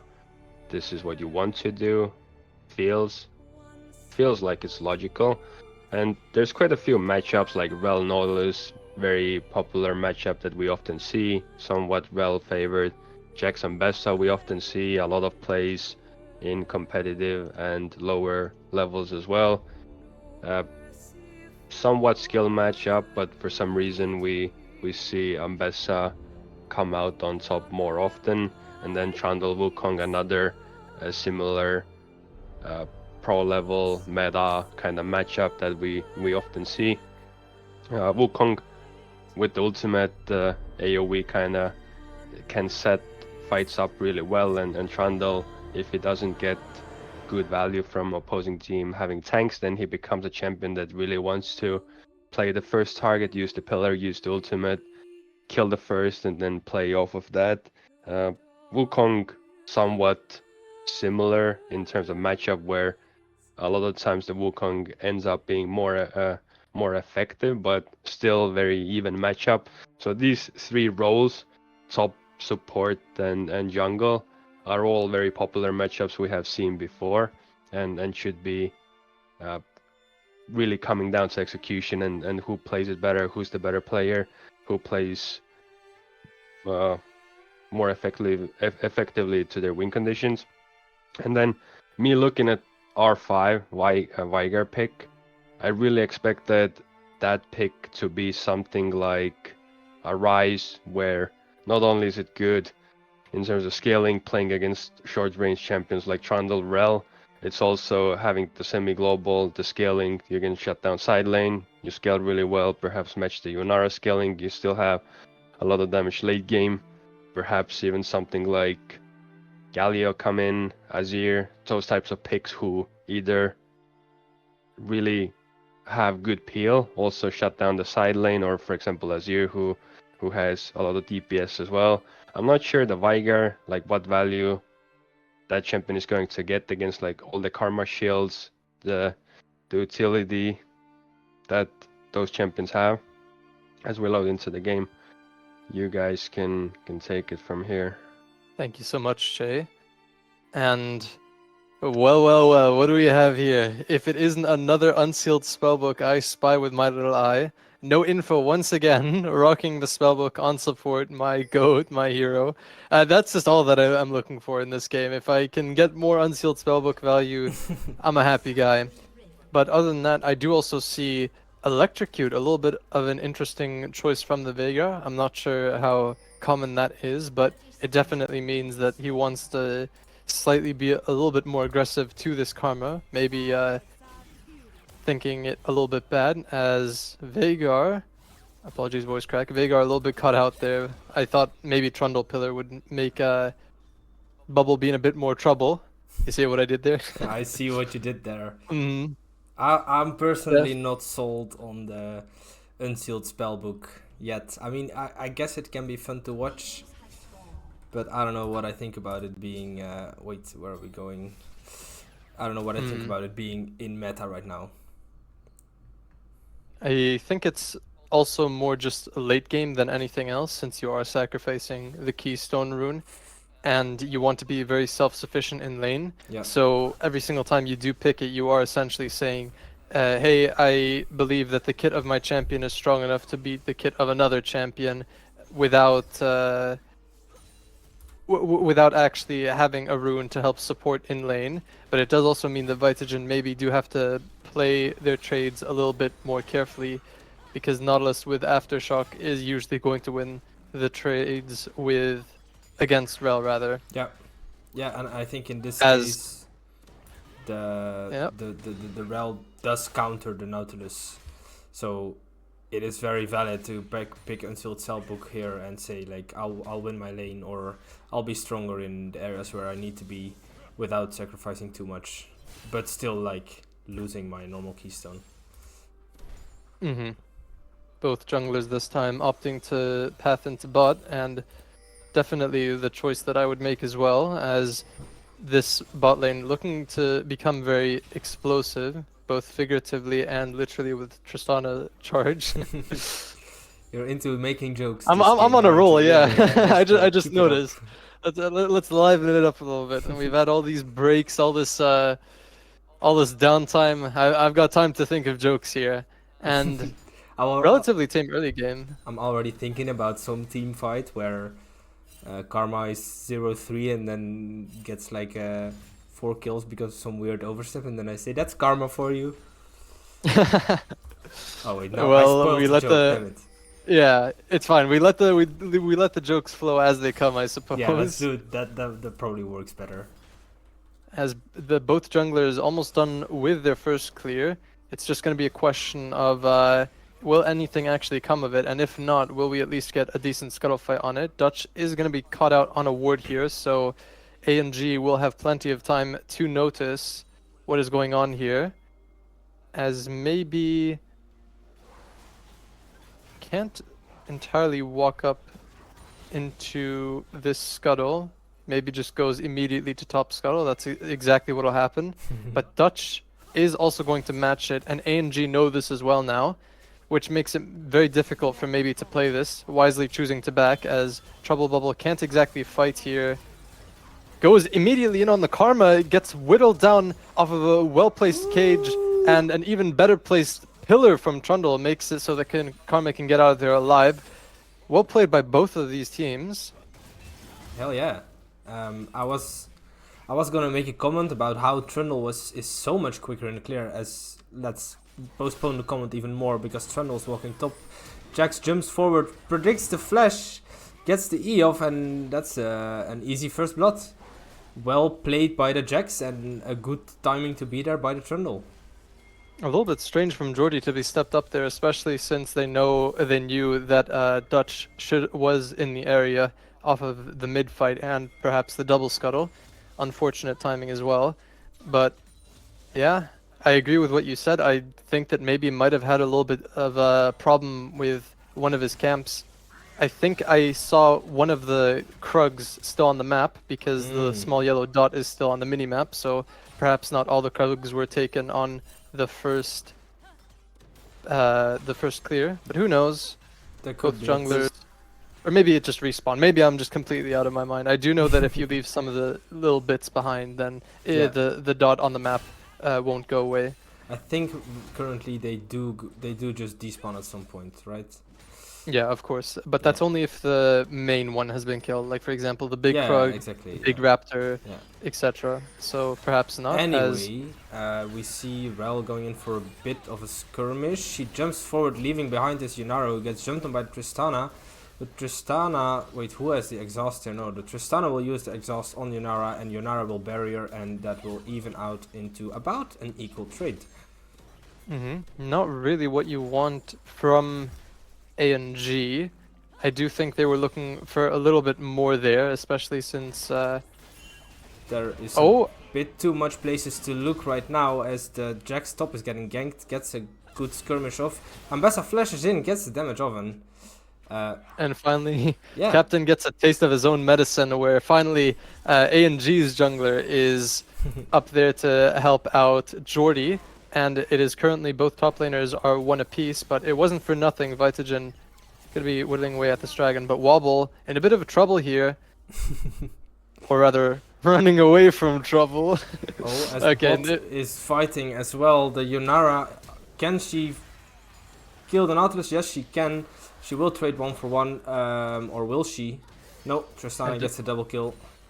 does get taken out by No, sorry, Butner. the Nautilus got the first kill. So, yeah, we missed the first part of the fight, but it looked kind of close. But in the end, AG came out on top. Gets the feats of warfare, and in exchange, Vitagen get the first dragon and slowly start accelerating their dragon soul, as they very well showed in the first game that they are capable of pulling off. In the meantime, Wobblebonk is chasing this Veigar. Gets caged up, but gets the root of the pillar. Hits, slows the Veigar. Can he get out? He ults, Qs. It's almost enough to take down the Karma, but she will dodge the last W and will live. And very much in a repeat of the previous game, Dutch getting very early onto the map here, doing very well on the Strundle pick here. As a good ping comes in from one of the team members from AG, pinging them away as they are aware that this Wukong could be here.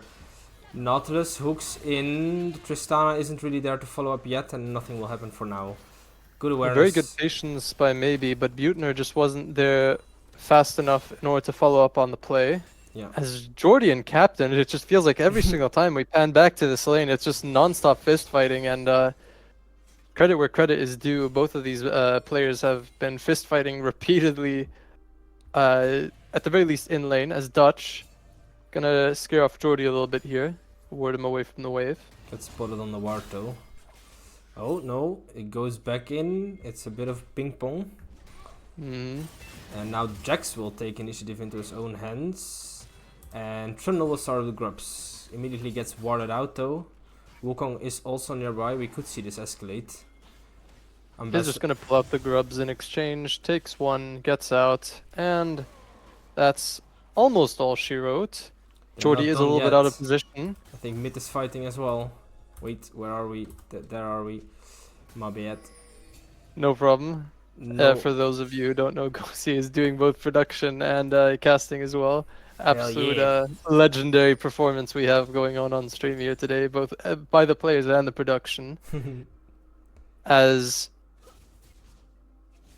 feels like this Wukong should be taking these grubs now, no?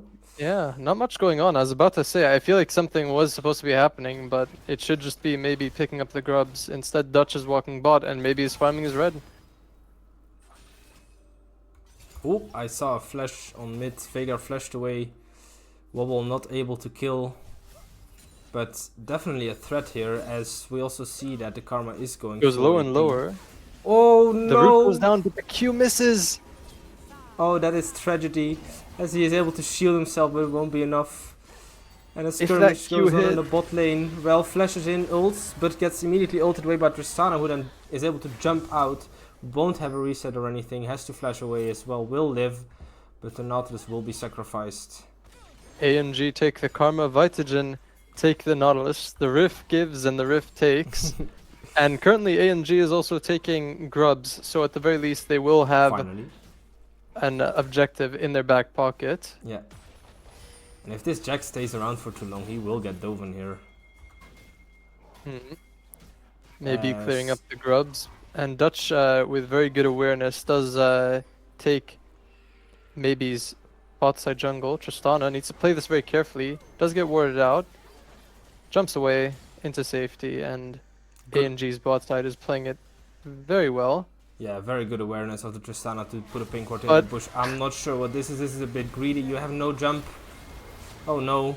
He just walks in. 2 TPs come down. A good cage with a good W. Ult comes down. Oh, the Ambassador ult hits on the Yunari. That will be it, I think. She finally goes down. Karma also goes down. And a good trade back. There, you do lose 2 TPs. Jax does stay top lane and get some push in. At But the very least, overall, it was a worth. very good, yeah, it was a good recognition by ANG. It was unfortunate that Butner had to walk to lane like that, but both Dutch and Wobble was there in order to make sure that Butner's death was guaranteed. But to be able to invest 2 teleports like that very confidently, maybe was just hoovering up mid in the meantime. And life goes on as we do have a dragon coming up in 10 seconds. Vitagen, notorious dragon stackers, will be having their eyes on it. We have a dragon coming up, and which is interesting to me because the Tristana walk top lane. The AD carry walk top lane, and I don't think they're gonna even try and fight this. They're deciding to go for the money. They appear to... Yeah, Vitagen appear to be taking full advantage of that, just immediately rattling down the dragon. As they should. Def and Butner will be taking the top tower in exchange. A little bit of trade going on, but with that Tabbies, that captain just taking almost no damage here. And also, worth mentioning that Yuntal already built for the Tristana and Kraken going down, so both ADCs in a very good position for themselves. Indeed, as we see Wobble walking over a ward, but decides not to do any risky plays. Gets Eat, now has to run back into the Wukong. Gets a root off, but it will not be enough. He'll just get one shot. His Veigar is starting to do some real damage, actually. Bubble actually building Shirelia's first item here. A very interesting pick with the Swifties as well. I'm guessing just going this build to get away from Karma Root and make this game a little bit more playable for him. That must be That's always, I always love to see the little off-meta picks that these players can pull out, but Bubble definitely, just in a similar fashion to the first game, definitely putting himself in a position to carry this game more than anything else. No info and Def, a little bit of a tussle in the river, but Def with one good Q manages to get out. Flashes just in time as well, and nothing more will come. Don't say that too early, as the Trundle will walk in and the Nautilus ult hits the Rel. As the fight breaks loose, Rel goes down. Wukong's ult is spinning. Someone flashes away, I didn't see who it was. The Jax is here as well still. The Nautilus goes down, but the Veigar comes in here and cleans up, I think. No, he doesn't. The Karma will be able to walk Dutch out of trouble. As this Jax is looking done for. The ult comes down from Veigar. Wukong engaged as well. Q takes him down. And in total, I missed the total count of kills. I think it was a, 3 for 3? No, 3 for 2. I think it was a little bit less than that. I think just 2 for 2. I think something happened in the bots side maybe. It did look like a really good whirling cyclone, but unfortunately Bubble wasn't able to quite play cleanup crew. And as no info, Wukong heals to speed up, chasing the Ambassa, gets the stun off, but Yunara isn't in range to deal with any damage, and she'll just dash out to safety.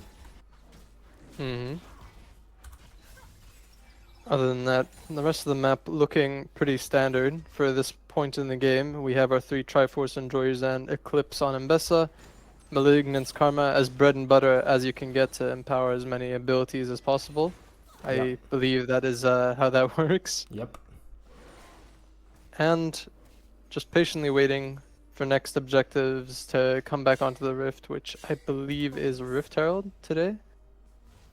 I believe in this so, very yes. moment.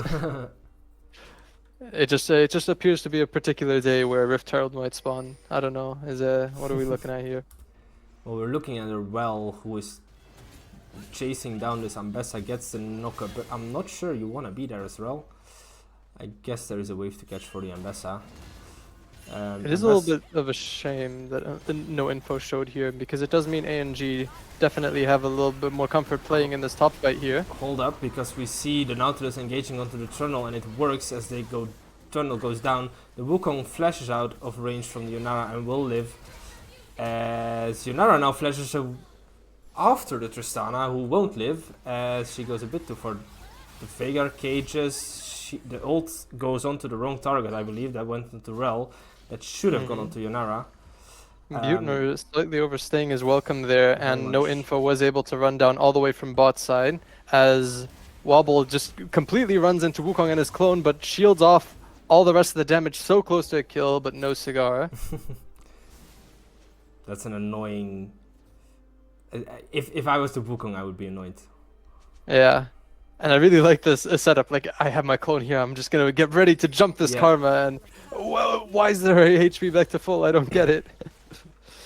But neither team opting to take As Rift Herald off of this Bubble trouble. is getting pinched by the Jacks, well, by 4 members. Now the Rel is there, and an easy kill will go over to Captain and none. Vitagen. Right before the Dragon 2. Yep. Slowly, notoriously. Or no, that was rather the opposite. Chase said that this was one of their weak points, so good on them for following up on that, as Jordy completely cut out here. Will flash over the wall to safety, but is being chased. Actually, Trundle Pillar comes down, exhaust as well. The ult hits Jax. He will try to go on the Yunara, but it won't be enough as he gets taken down. Almost a good idea with a public execution, but unfortunately the tower was missing, and there was nothing more that Jordy could have done for himself there, as that's 2 members of ANG going down before this dragon, and Def is perhaps futilely looking for a way to fight off Vitagen and this dragon with the help of maybe Butner. Entirely on a ward though. How is this going to go down? TP coming in, the Jax is here now, Karma isn't, so it's a 4v4. But nothing really happens. Junara just gets the dragon, and that's it. And they walk out again. No hook, no nothing. As Karma does get the top tier 1. Tristana did manage to get the mid tier 1 right before Dragon was started, or during while it was being started. So that opens up the map a little bit, and gold wise they're about even as well. But once again we see AG in a dragon deficit of 0 to 3. They had some nice team fights, but unfortunately the gold that they have in their wallets isn't quite enough to get enough pressure onto these objectives, currently having only really taken the grubs up until this point. And yeah, Vitagen immediately looking their way on towards the top side and this Rift Herald. Def maybe potentially looking to take it, but no, Trouble Bubble up top is going to be backing, and they will not really have the tempo to contest this Rift Herald in any meaningful way. I'm not sure, they're starting it up pretty late. So maybe they'd have to run straight here though. Nah, it's They probably do too late. still, yeah, they do still have 4 members of Vitagen posted here, Yeah. and Dutch does seem to be very wary, as he does seem to be going very far back, giving ANG the space that they deserve should they come. But Yeah. Rift Herald in their pocket, no worries here, and it's just a repeating story. We have the stacking heralds on.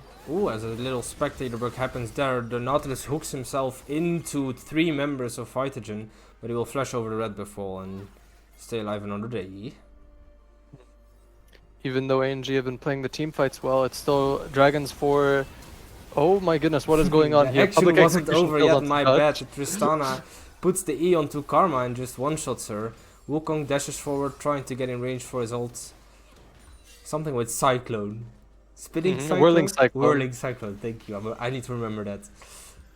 No problem, as ANG finally have another one of their team fights, but like I said, I still think this is part of the script. I've read the script for this game, guys, and ANG finding good team fights, like I was trying to say before, but it doesn't matter if it doesn't convert into any objectives. Maybe has been doing an excellent job this game supporting his laners, but ultimately it needs to be converted into some objectives.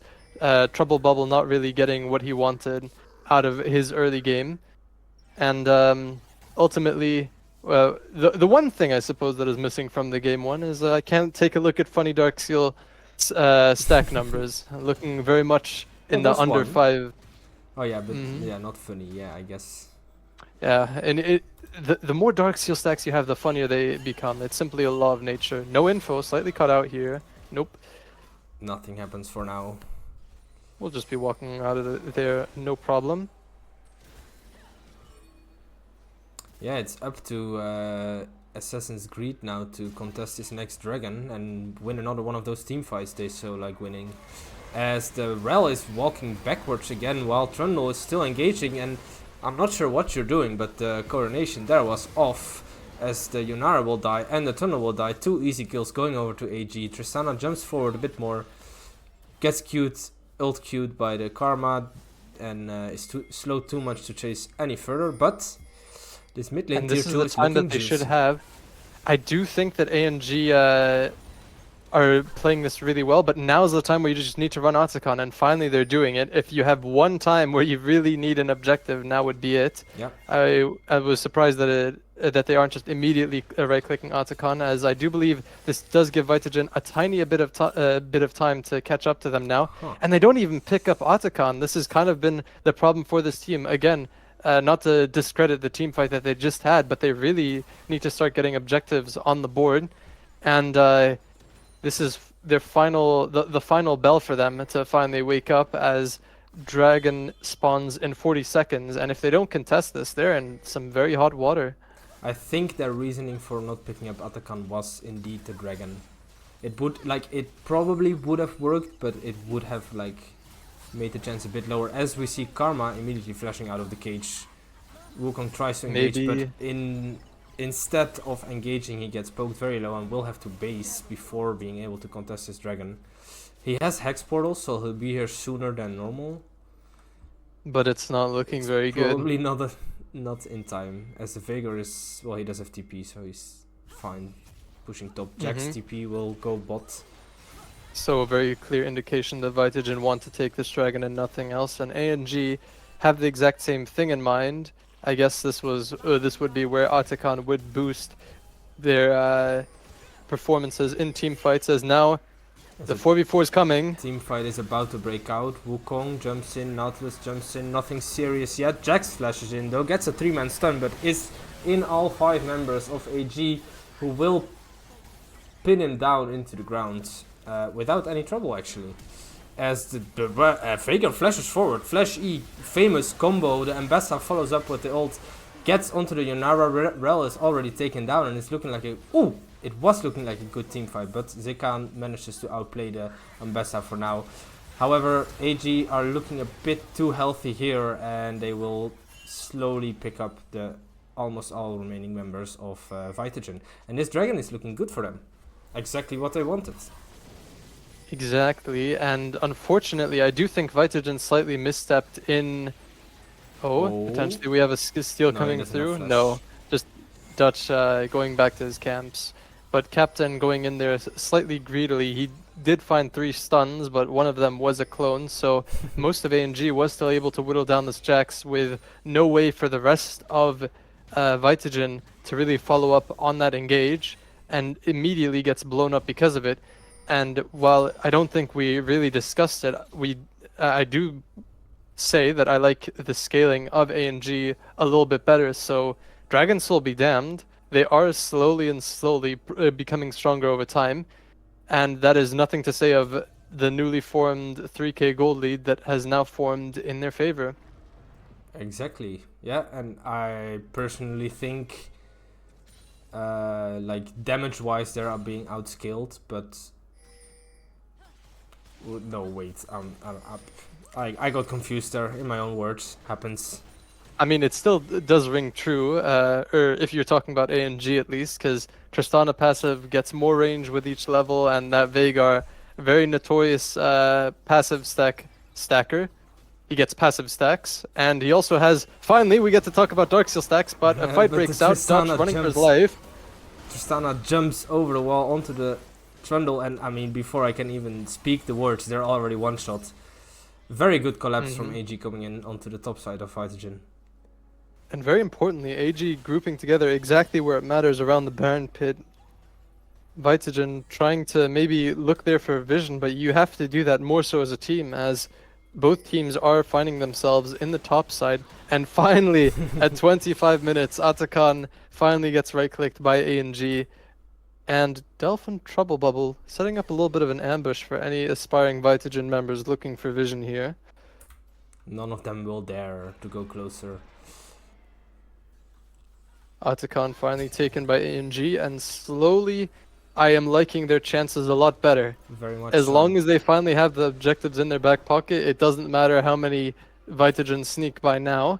If they can win the team fight, I do very much like ANG's chances now. I was convinced that the previous game would go the way of Vitagen for similar reasons, but now with a comp that can scale a little bit better than they did previously, and also the fact that they have Atakan, which only helps out getting early game kills in team fights with a slow that it provides. We're looking at a lot closer of a game, even if at any point Vitagen do get the Dragon Soul.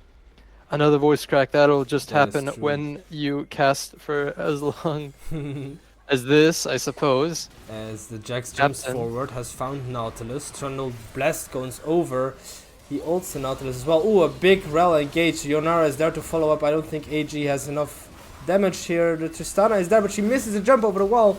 Gets the E onto the Rel though, but it's not enough to kill. Oh no, it is enough to kill. And it took Trundle down, or almost down as well. Tristana jumps forward once again.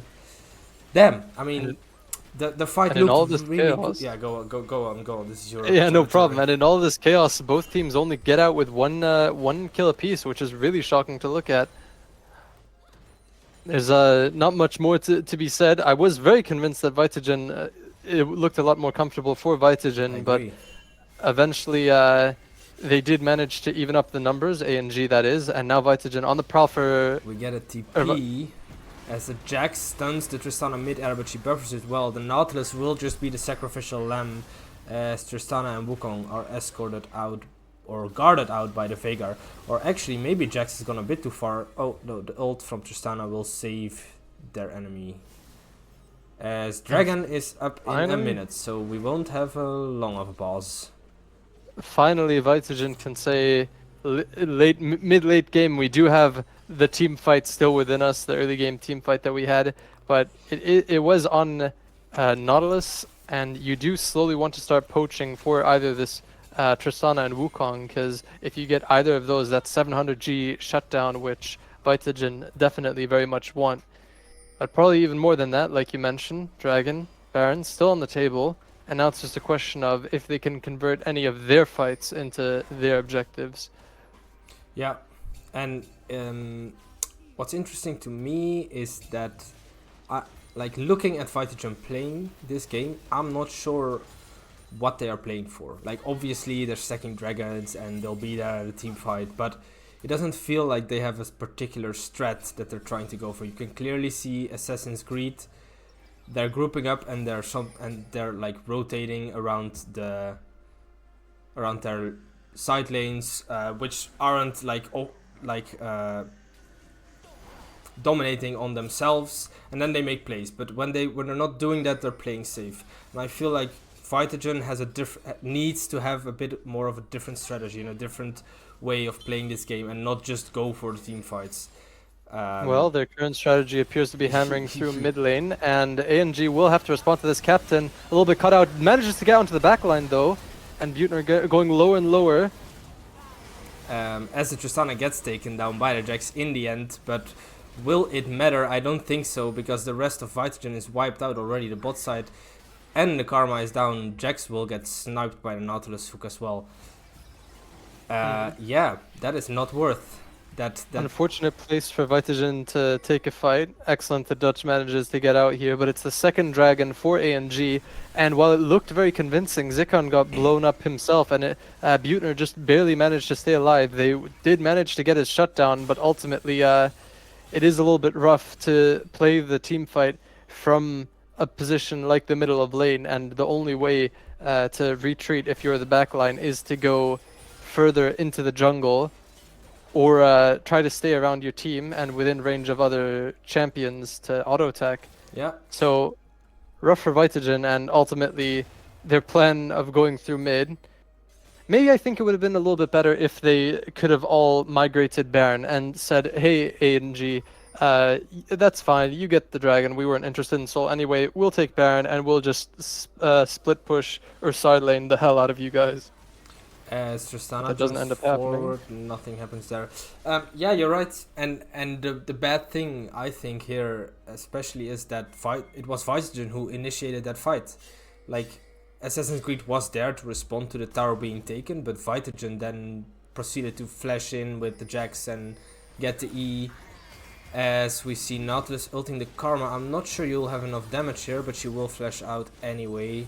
Eternal comes down to have a look around, will pillar. Gets a bit of a slowdown, but nothing else happening right now. AG definitely have the upper hand here. Yeah, their grouping is just way too strong, and even more importantly than that, they finally hit some very major spikes. Tristana having 4 items in Lord Dominic's and Navori, and this Veigar with Rabadons and Medjai's. The book will be filled with stacks. I will see it grow, and it has been a very interesting build path. I was under the impression that Horizon was a bit of in a weaker state. I do believe it is getting buffed soon, but Trouble Bubble still being able to make very good use of it on this Veigar, on top of the funny Shirelia Swifties build that he has had going on. As Vitagen in a little bit of trouble here, as AAG is on the prowl here in the mid lane. Ooh, we see a blind ult from the Ambessa hitting on the Yunara, but will it be enough? Oh my god, the Rel just gets completely one-shot. The Nautilus ult locks onto the Yunara and seals her fate, as we see the Jax trying to do whatever he can in the backline, but it won't matter. As Eternal will also get taken down. Karma portals out, Jax runs away, and this is looking like a free Baron for AG, if they're willing to take it. They haven't been big on objectives, who knows. I do think after this wave, no, never mind, Trouble Bubble is coming back. Tower, that's a very tower. speedy, yeah, very speedy Veigar. A little gremlin wants his tower, he will get it, and I do see pings going down, so I would be surprised if they stay here much longer. I do think the Baron has... Oh, it is almost down already. I was gonna say it's been started up, but there we go. Baron for AG. Tristana very formidable at taking objectives themselves. That I don't think Def and Trouble Bubble should be staying in the area because of this now, especially with the rest of the team backing. But just gonna get a couple extra stacks in, as we can see that what a game it has been for Trouble Bubble. 3k, roughly 3k up on the Karma, and the questionability of this Karma being thrown into the question. But other than that, top lane. Credit to Jordy, definitely bouncing back from the difficulties he had in game 1, going even gold. But the rest of AG is quite confidently ahead in gold over Vitagen. As Def gets caught out just after walking out of the portal.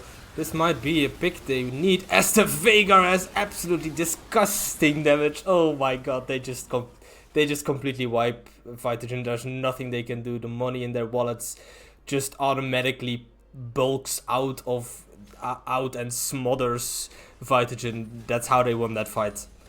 22 Magi stacks in the book, and that is just a complete turnaround from the first game. They had a scaling comp, they played to what it wanted, and that is 2 Nexus turrets going down and knocking on the door, tying the series up in a 1-1, leading us all the way to a game 3. A&G are down, but they are not out. And wow. Holy.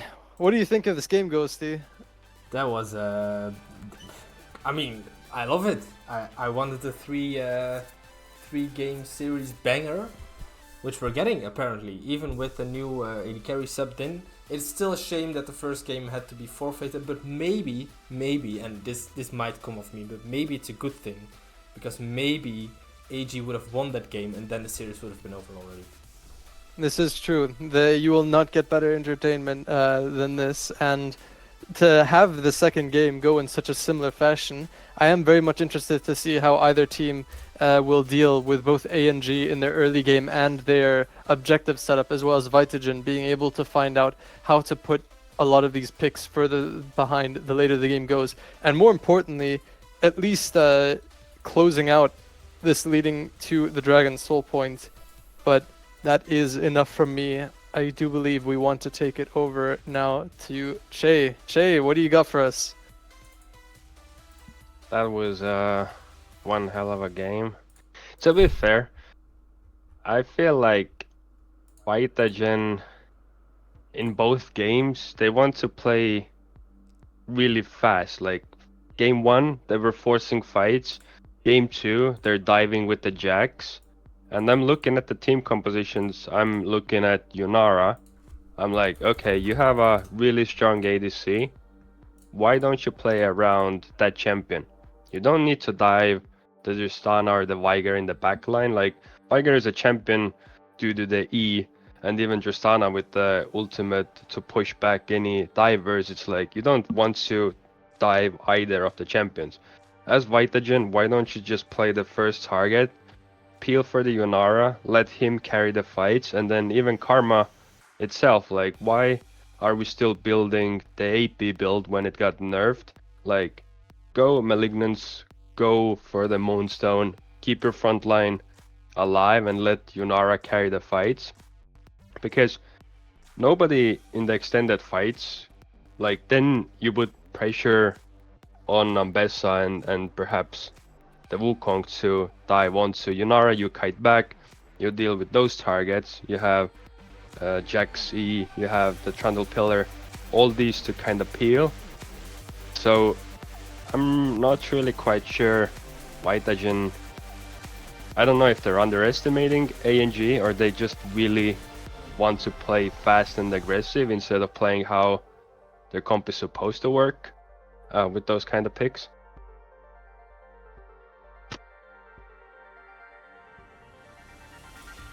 Is there any piece of advice you could probably give for either team to like adjust their strategy, or what you would rather see from them going into game 3? First of all, I have to give credit to ANG because I feel like they recognize they can go for picks like Ambessa on 3, ban out the Renekton. I don't think they have drafted this way before, maybe leaving the top for last, but they usually went for like direct answers. I feel like maybe they realized Karma is a flex, so they went for like Ambessa on 3, ban the Renekton, really smart drafting. Otherwise, maybe you take Nautilus on 3, expecting it to play into Karma. I feel like ANG is being quite smart how they draft, so keep the same ideas for game 3, because when you have easy to execute comps, you have a lot of triggers, your composition is well rounded, you have the Veigar for scaling insurance as well. This makes a lot of sense, and as we spoke about before the match, like they will have really good team fights because of the synergy and how long they have been playing together, as we can see from those games as well, even game 1 when they came back. But for Vitagen, I really want perhaps 2 things from them, or rather, if I made any adjustments for game 3. First of all, I would look for more counter picks and basically try to shut down ANG's weaknesses, as opposed to only paying attention to what I want to draft. Because even like leaving the Zoe, banning that both games, perhaps not really looking for counters to what AG is playing, as opposed to like playing comfort themselves. So first thing is paying more attention to what opponent is picking and trying to counter that. And second is fight selection and objective setups. Like, you need to have the waves, you need to be on the same page, you need to play around your anchors, because ANG also has really good team fighting, and Vitagen sometimes can make the mistake of like having poor setups and then they compensate with team fighting. But when opposing team is really good at team fighting as well, now you need the setups, otherwise you don't have the advantages going into the fights. So if they want to win game 3, I think they need advantages from draft and they need better objective setups, so they go into the fights with advantages as opposed to just kind of flipping and seeing who plays the fight better in terms of mechanics, not essentially advantages with the setup. Mm-hmm. In that case, one final question to you before I actually don't know the time between now and the third game. What speaking of third game draft, what would you like to see in the final draft that you know of these players' champion pools? I'll be honest, I know less about ANGs, but I would expect still Skarner and Seju to come in. I would still expect Pantheon to come in. I want to see the Talia. I want to see perhaps even Rumble from Captainen if it's left open. I want to see picks like Rakan, Vi, something that can start fights really easy. Perhaps see the Kaisa Corki come in there. ADCs that can play aggressive and take over skirmishes and fights. I just want to see more aggression. Like, I feel like champions that can play side, can really easily start fights, they can excel really well. So I'm curious to see what comes of the draft and what the bans are going to be as well. Mm-hmm.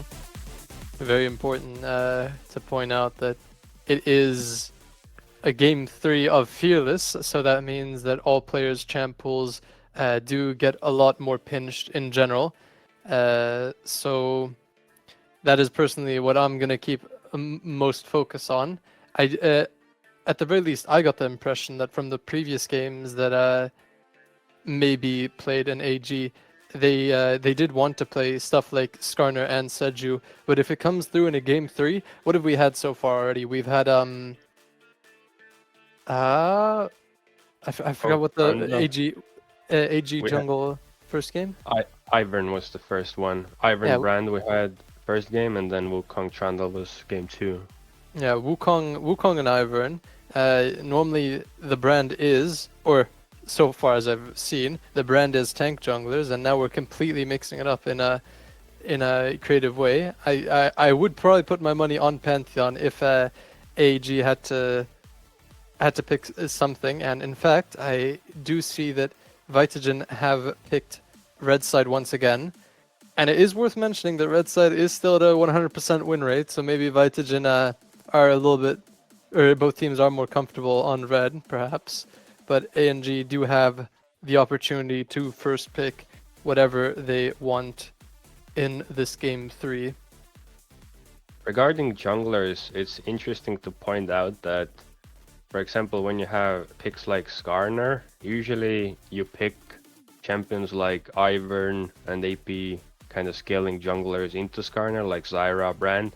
Now with Ivern and Brand out, we still obviously have the Pantheon. Pantheon can be really strong, but again, Skarner is kind of like a skill matchup or execution reliant in fights. Obviously, Pantheon has the ability to affect side lanes, but seeing what jungle comes out and are either team going to try to play for side lane first of all, like a split push champion similar to Jax, or even Ambessa can fill that role to some extent, and then is someone going to pick a semi-global like Pantheon, Talia, Galio, put someone in there that can also affect the side lane, like enable your own split pusher, shut down the opposing split pusher, and then once you have the side lane pressure, go for the fights.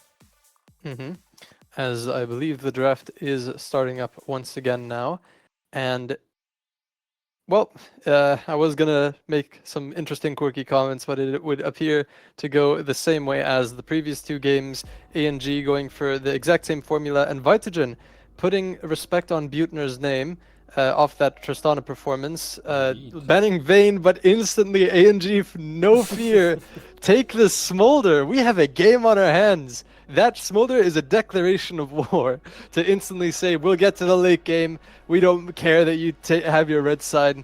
We don't care that we don't have objectives. We have Dragon. and that's what much we're so. gonna win with.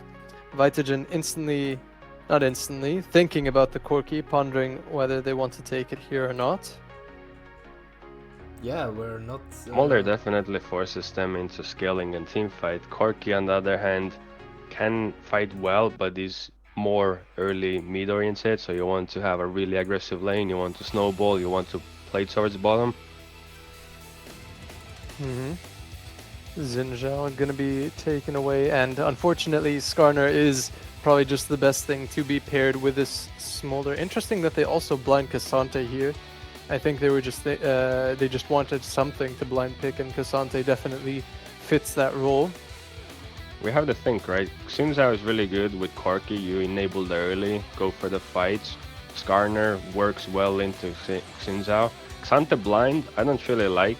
Obviously, Ambessa is out from previous games, but Gwen was still left open. There's quite a few carry picks that can play for the side, as we see the Gwen pick on R3, direct answer to Xante, can do really well into Skarner as well. So letting that through and picking those two champions feels like a mistake. Yeah, wholeheartedly agree. As Vitagen ban out Leona here. A little bit of an interesting thing to ban out. I'd imagine you want to play more enchanters with Smolder, but Leona also just enables Smolder to get access to a bit more farm while still putting up that early game pressure. Yeah, very much Con- so. Rakan gonna be banned out in response. I think it's just a nice pair with this Corki, I imagine, as both of these champions very mobile, and Vitagen in general drafting very mobile. Maybe not the Xinjiao, but Xinjiao ultimate makes it so that you have to be up and in his face to even deal any damage in the first place. Yeah, and I do like the fact that they picked Gwen up because it's a good pick into the two tanks. There's a lot of shredding, especially later into the game. Good side lane as well. I'm really surprised both teams have all of a sudden decided to ban out a bunch of supports. Maybe just a symptom of fearless, meaning that both mid laners are slightly squeezed in their pool. Maybe that was the reason why Karma did end up going mid the previous game for lack of options. But we do have one more ban going through. I do believe... What do I believe? No, What do just you another believe? support coming through. I was thinking of like good mid blinds here, but most of them have already been banned during the first rotation. And I'm surprised that they ban out the Nami on their side. Probably just thinking of picks like perhaps Milio is still open. I mean, for supports, it's getting really shaky. Even a Renata here might probably not be as bad. They probably do want to blind support here. No, they blind will mid. not. They take away Syndra. To be fair, Syndra is a very decent blind mid pick to have here. Yes, she is. And also pairs well with the Xinjiao. I wonder what they have in store on the other side though. And I definitely wonder why they went with a blind pick Syndra. And I mean, I guess they just want to counter pick the support. And also that Syndra is just very comfortable. I believe ANG's Echo. mid laner also plays it. See, this is what I was talking about. They're just ready to come out with these super random picks that you've never seen in the past year. Okay, I'm exaggerating, but Echo is definitely not something you see very often.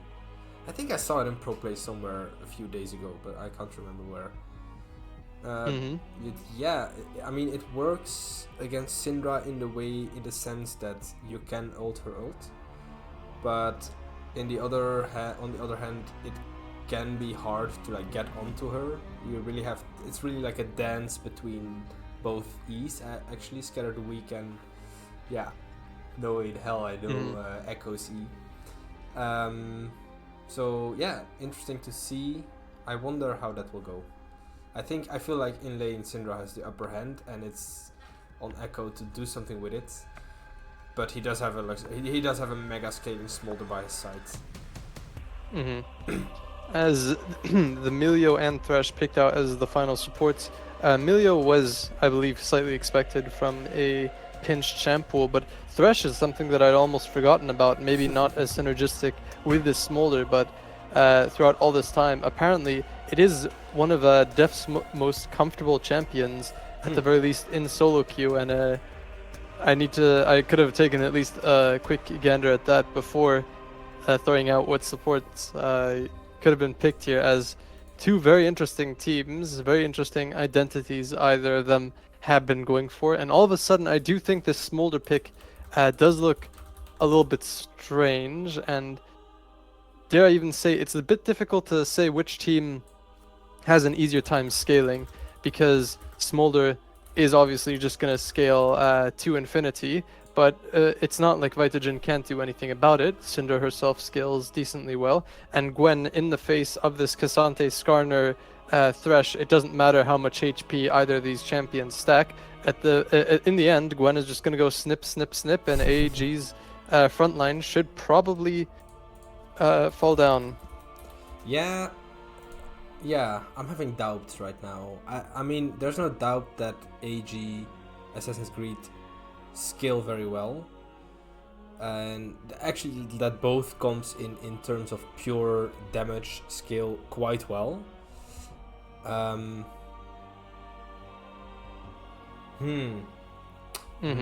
don't know, it feels like in like an explosive fight in a very late game, Vitagen might not have enough. If it's like a full-on front to back, I do think that they have a lot more opportunity to play around with how they fight, right? Because Assassin's Creed wants a complete front to back with Echo flanking, but Vitagen have a lot more like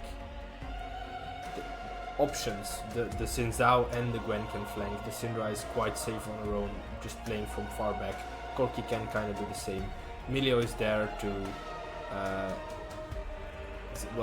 walk along the Corki and get him out of the Thresh hook. And if the Xin Zhao and the Gwen can get on the Smolder, the problem with AG scaling is that they don't have any anymore. At least they don't really have damage anymore. I do think Echo can be strong, like a 6-item Echo can one-shot people, but it won't be enough if he's the one having to carry. Like, this Smolder has to survive, and if they can do that, I believe their scaling will be superior. Well, it's interesting that you mentioned that, because the script tells me this is looking the exact same like Game 1 and Game 2. Didn't we say this exact same thing about the Jinx and the Nico? Yes. So I wouldn't pass Trouble Bubble to make this Echo work as well, especially the weirder the champ is, the more unexpected right. ANG's performance on that champion does end up doing. But I do believe we've kept him on the bench now for a little bit too long. Che, if you're still here, would you have anything to say about the draft that has just mentioned? That has just happened. Sorry, my brain is elsewhere. Go on, Che. The first rotation made a lot of sense in terms of ANG going for Smolder. You want scaling, then you go Skarner, Cassante, which is okay. You're building front to back. You have your jungler on comfort. We expected Skarner to come in previously.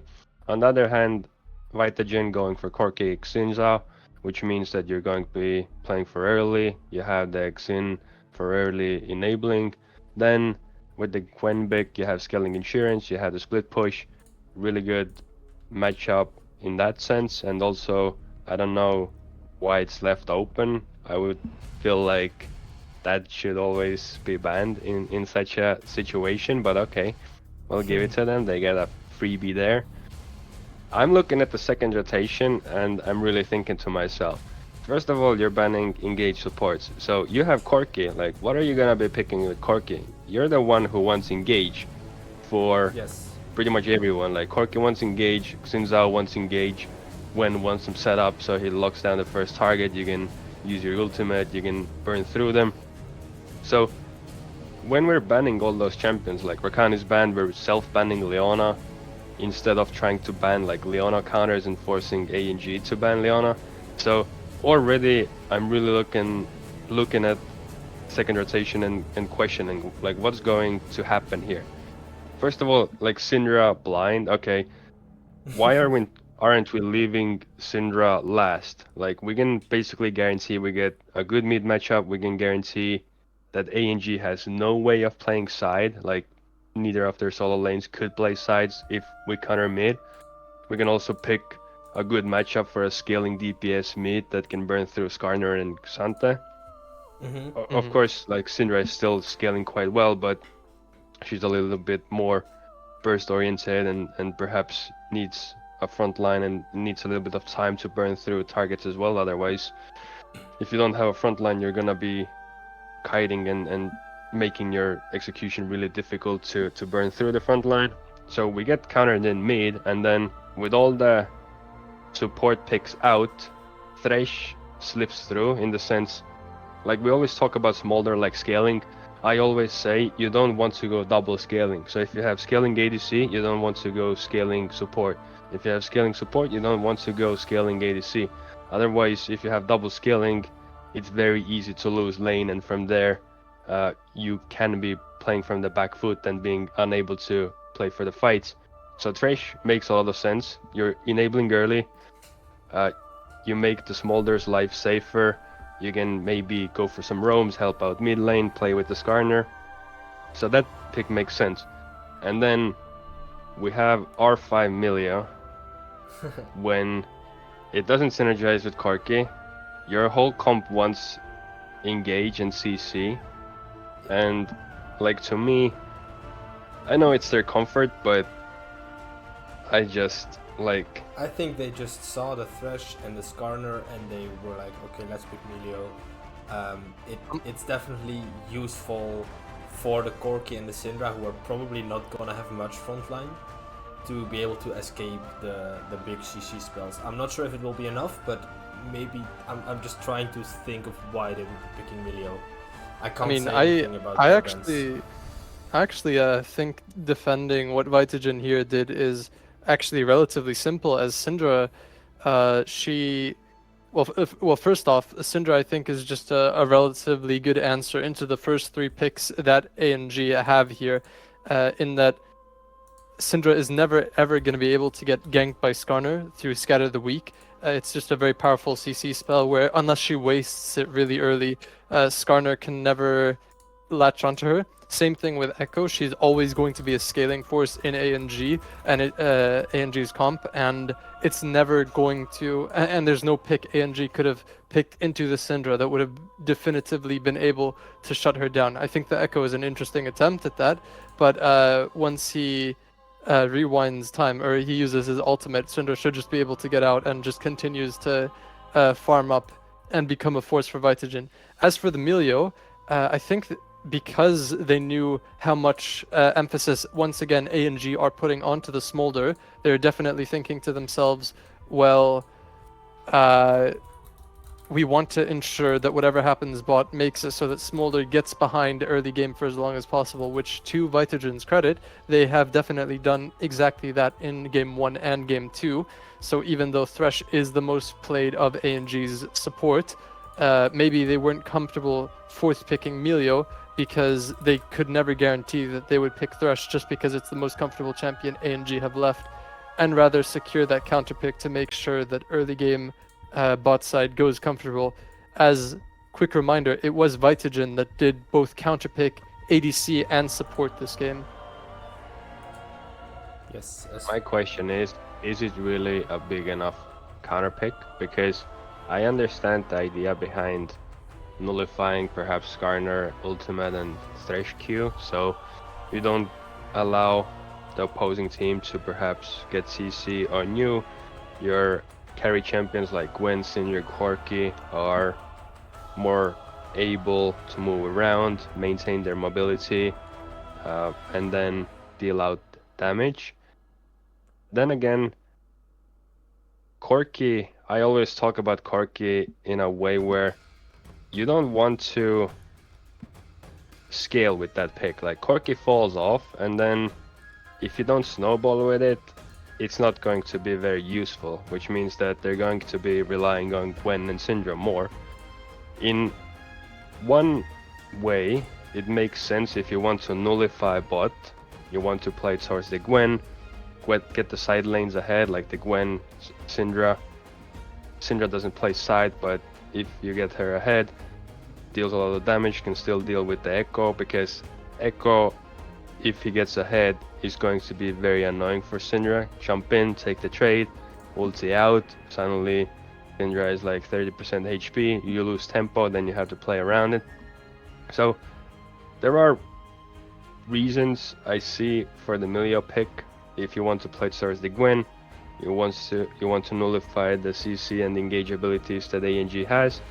But Corki, to me, I don't know what role Corki is going to play in that game, because if he doesn't get resources or attention early, they cannot really force with Milio Xin.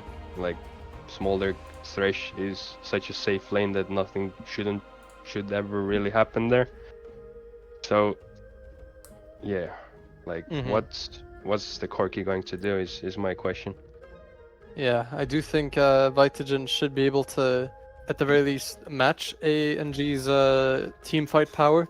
The only really big disaster is if Skarner lands a really good Ishtal Impact or Impale, or Thresh lands a really good hook.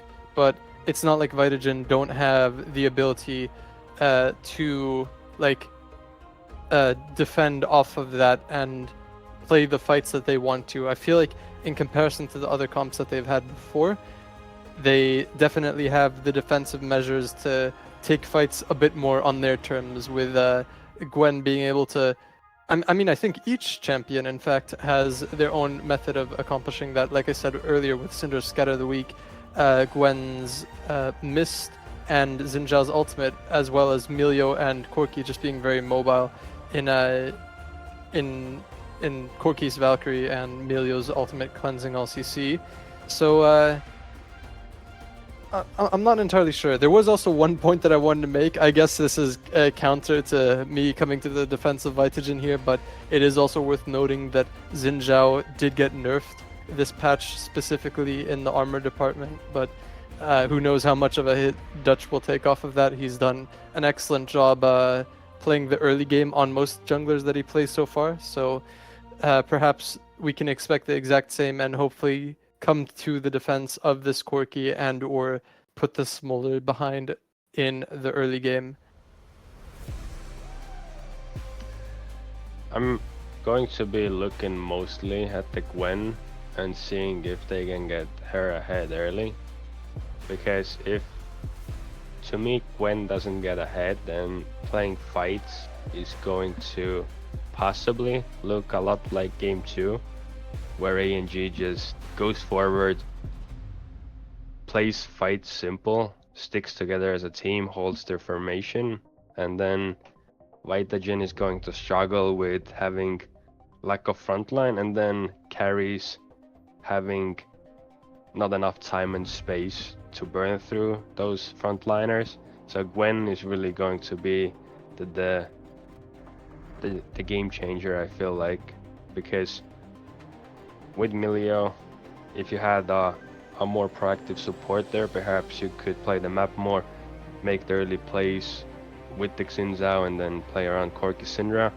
But with Milio, I feel like it's still going to be heavily Gwen reliant and getting her ahead.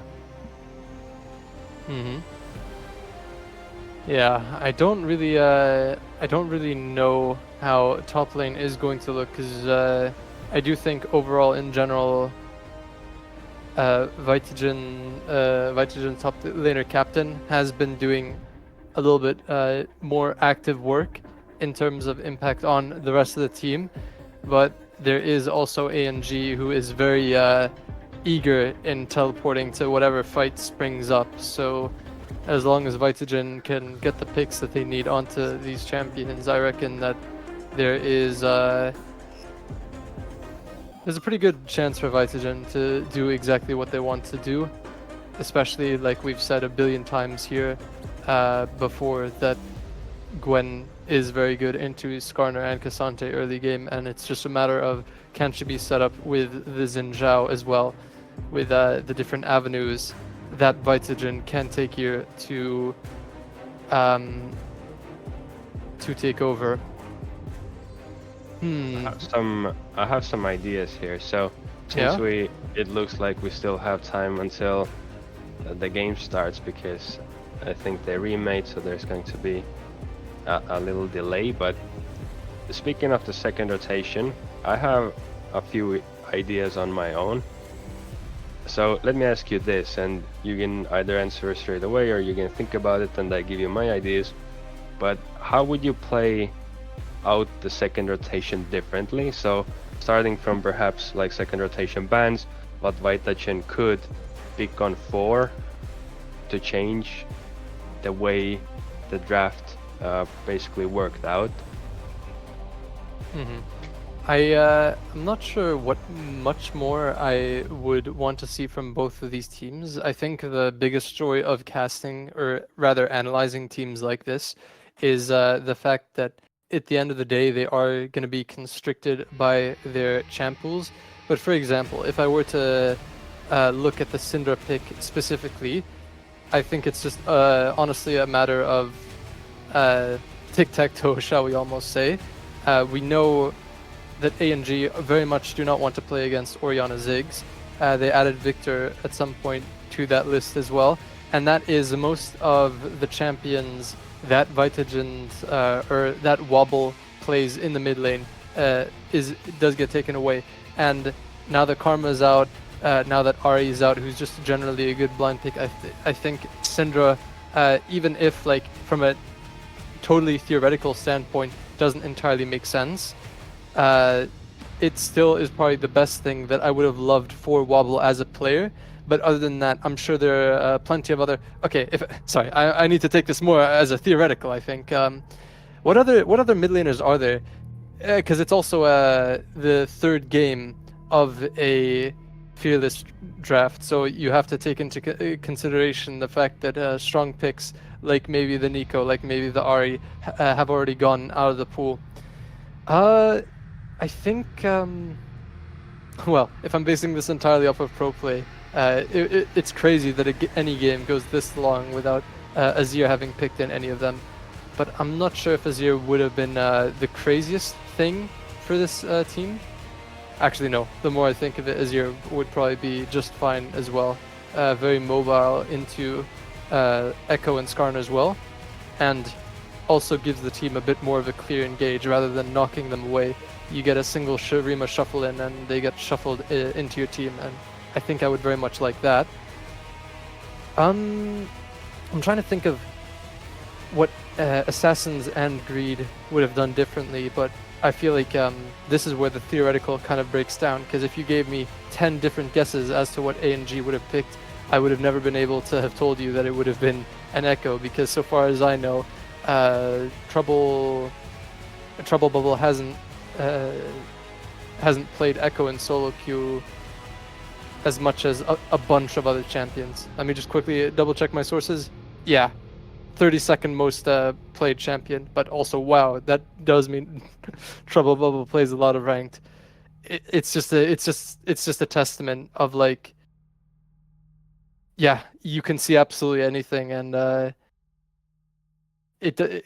don't know how much more you can say about how this draft could have gone differently, because A&G is such a wild card, and for Vitagen, it was kind of just a matter of process of elimination before you end up landing on Syndra.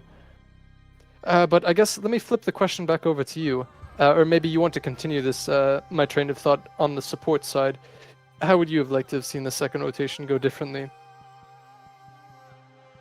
I thought about your Azir, and I looked at Wobblebunk's champion pool, so he doesn't play Azir, otherwise Azir would be a really good pick into Skarner and Santa as well, perhaps even leave it as 5, maybe pick it as 4 and ban for protection. That's still possible as well, but the way I was thinking is, you have the Gwen, you want to play side, he plays Galio. Galio is still open, I believe.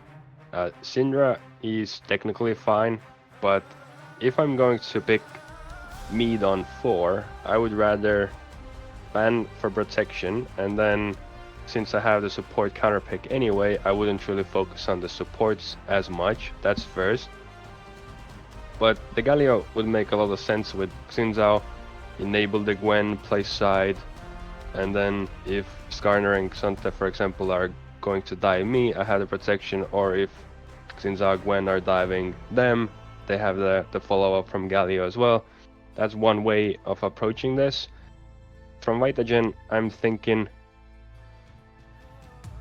if I drafted that, maybe I would leave the Leona open, go for bans that are bad against Leona, look for that on 4, because we know from previous games like Leona, Braum is banned, so there's not a lot of picks, like Rel is gone, Nordus is gone, those picks can no longer be picked, so there's few that are still available, like Poppy we don't really know, at least I don't if Delph plays that.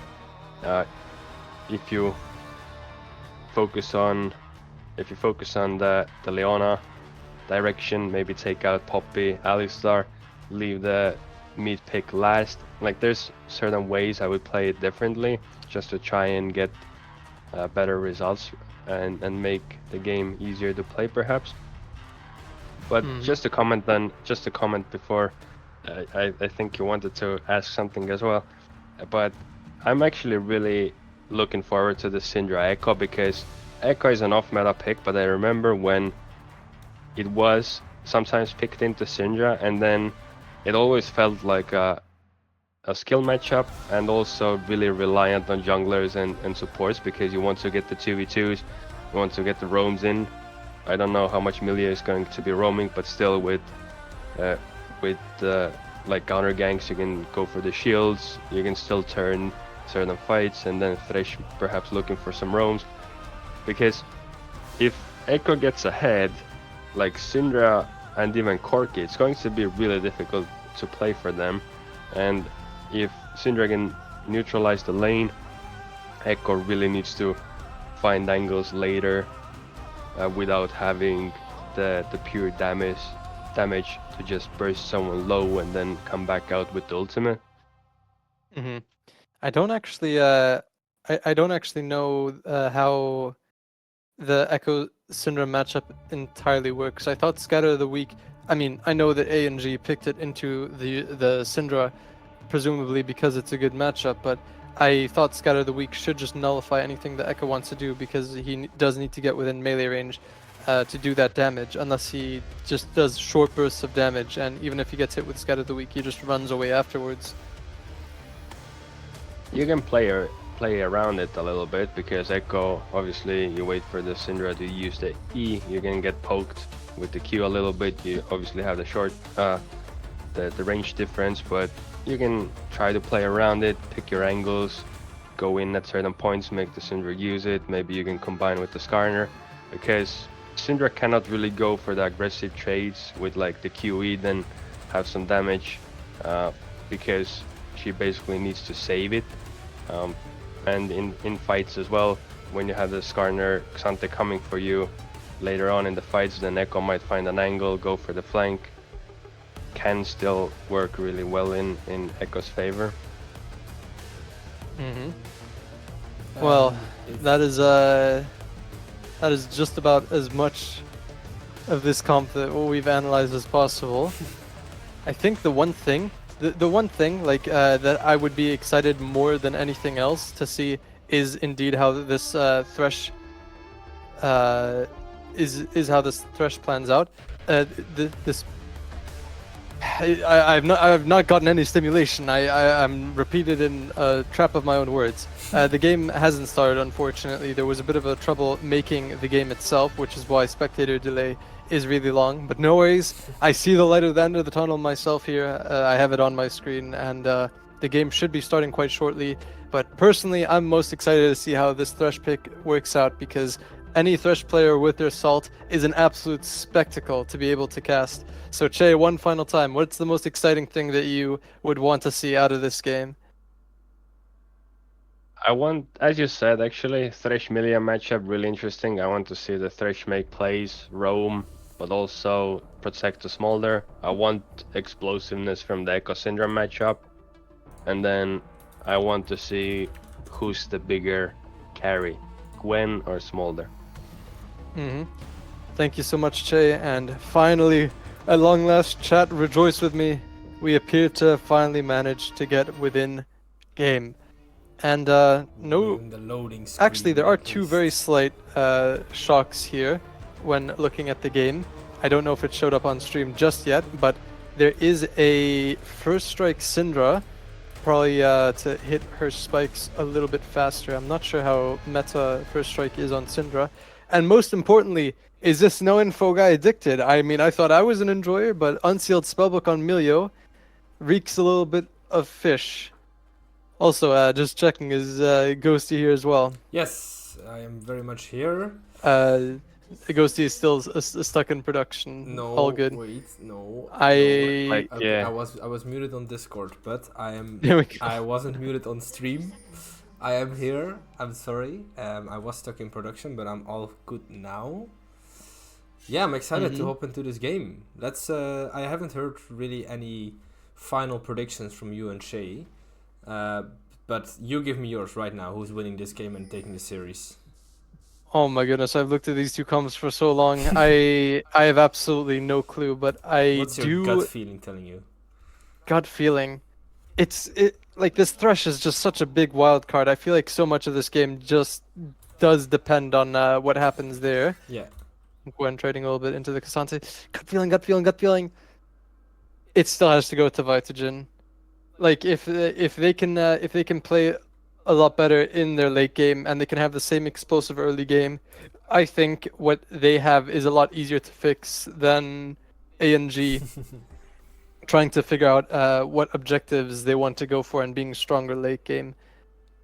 All right. Well, I'm gonna take the opposite side of Panda then. If you say Vitagen, I'm just gonna be playing the devil's advocate and pick A and G for the game 3. Let the upset happen and hell yeah. let me fail on my initial prediction. Thank you, Shay. That was good In to that hear. case, last minute predictions finally gone through, and we just had a 5-point start and We see the coming first through onto hook Zikan. hitting already onto Zikan. Nothing comes out of it but a short trade. And both junglers once again peacefully pathing bot. I didn't mention it most of these games already, which is quite unlike me, but I am very happy that both of these champions are going blue egg. It is simply the far most superior jungle egg that you can go. Really? Yeah, I just think movement speed is really that great of a stat, and unless you're unless you're playing a jungler which unapologetically wants to damage, Yeah. like for example the brand that we saw earlier, in which case red egg makes sense, but there's very rare times where even the Skarner, even though he's a tank, green egg sounds like it makes sense for him, but in the end, in practicality, you're never gonna need the shield. You're always just gonna want the speed from the bushes to either get in fights quicker or out of fights quicker. That makes a lot of sense. Good to learn about the jungle. Are you a jungler yourself? I am indeed a jungler myself. I'm hopefully reforming from the allegations that I'm a Nunu one trick, but that'll slowly happen. What's This wrong is with only my Nunu, second. though?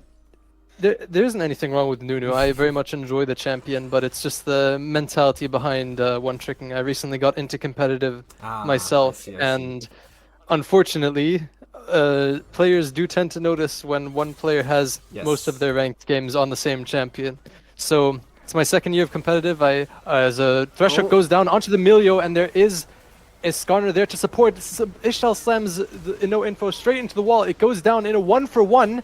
But Butner and Zikan both going lower and lower as Butner just barely manages to get out. No, he doesn't. Dutch catches up to him. Oh my And god. it's a 3-for-2. Absolute Massive bloodbath. bot lane blow up.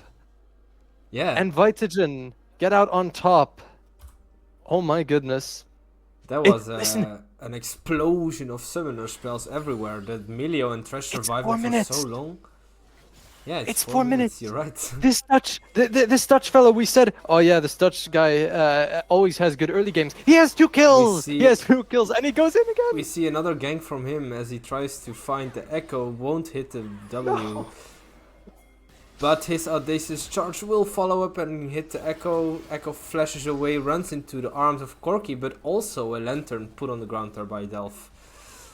And he's safe for Very now. well played by him.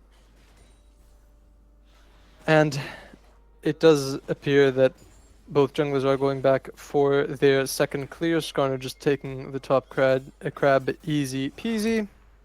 Looking for maybe a top gank here, as the Gwen is recalling in the bush, but they definitely know she has to be somewhere there.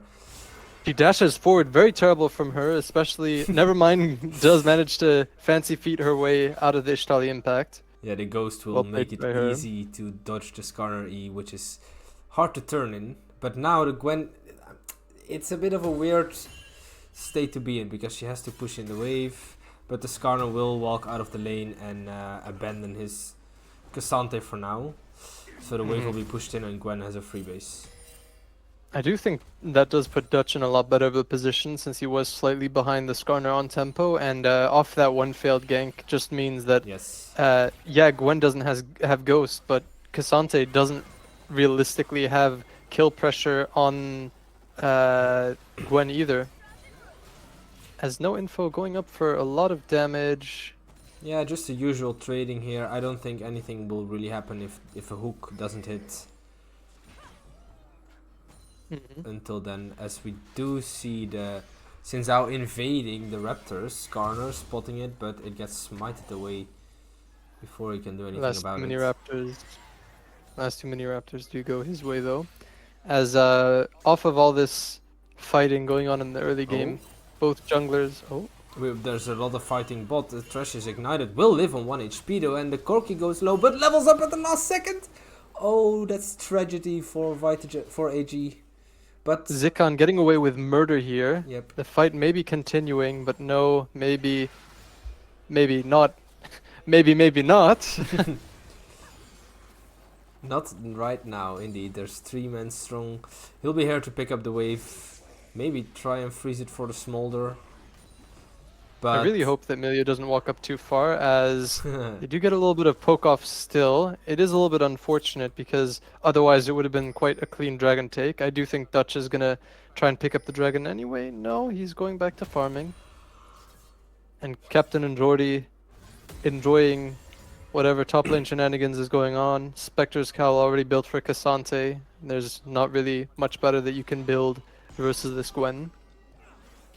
yeah, and you can already see both teams recognizing that this smolder is both the win condition and the lose condition from Assassin's Creed and Vitagen respectively, as both teams are heavily playing towards the bot side. As the smolder now walks up into the Xin Zhao and gets chunked. No further follow-up, but that is a bit of tempo loss, and I'm not sure you can contest his dragon right now. They do have full vision on it, and Trouble Bubble does have the tempo mid with which to contest it. Yes. As Dutch he has to be a little looks bit careful to go here. forward into the Syndra. It's not Dutch who has to be careful, but Bobble Bonk. I do still think they need to be relatively careful. Never mind, maybe his top side, and everything I said just goes out the window. It doesn't matter that this dragon is happening on vision. Vitagen get the first dragon of the game in exchange for maybe, hopefully, taking a majority of the grubs. We do see pings coming down there. Smolder is now backing. Nothing will be happening here at least. Let's have a look here. And we do see the grubs being taken for the most part. I do believe Dutch is walking their way, but just for the Raptors, not the grubs themselves, Yep. finishing off, clearing his camps. Cassante doing a good job at pushing out his lane when the grubs want to be taken as well. He's kind of bonking this Gwen for now. Mm-hmm. Ah, it's not that bad. It's 10. It's like 7 CS. Not that bad. For what's happened in the previous games, again, this is still a little bit too frighteningly quiet. We had the explosion level 3, but after that we're level 8 across the map now. Ultimates up across the board, and not too much more has happened. I do think that is also partially because Echo and Syndra feels like it's otherwise so neutral, but Dash walking up, hits the hook after the W, but it's a bit too far. Smolder won't be able to follow up, so they decide not to follow up the death sentence. We'll get the push though. And some more a stacks. little bit of trading.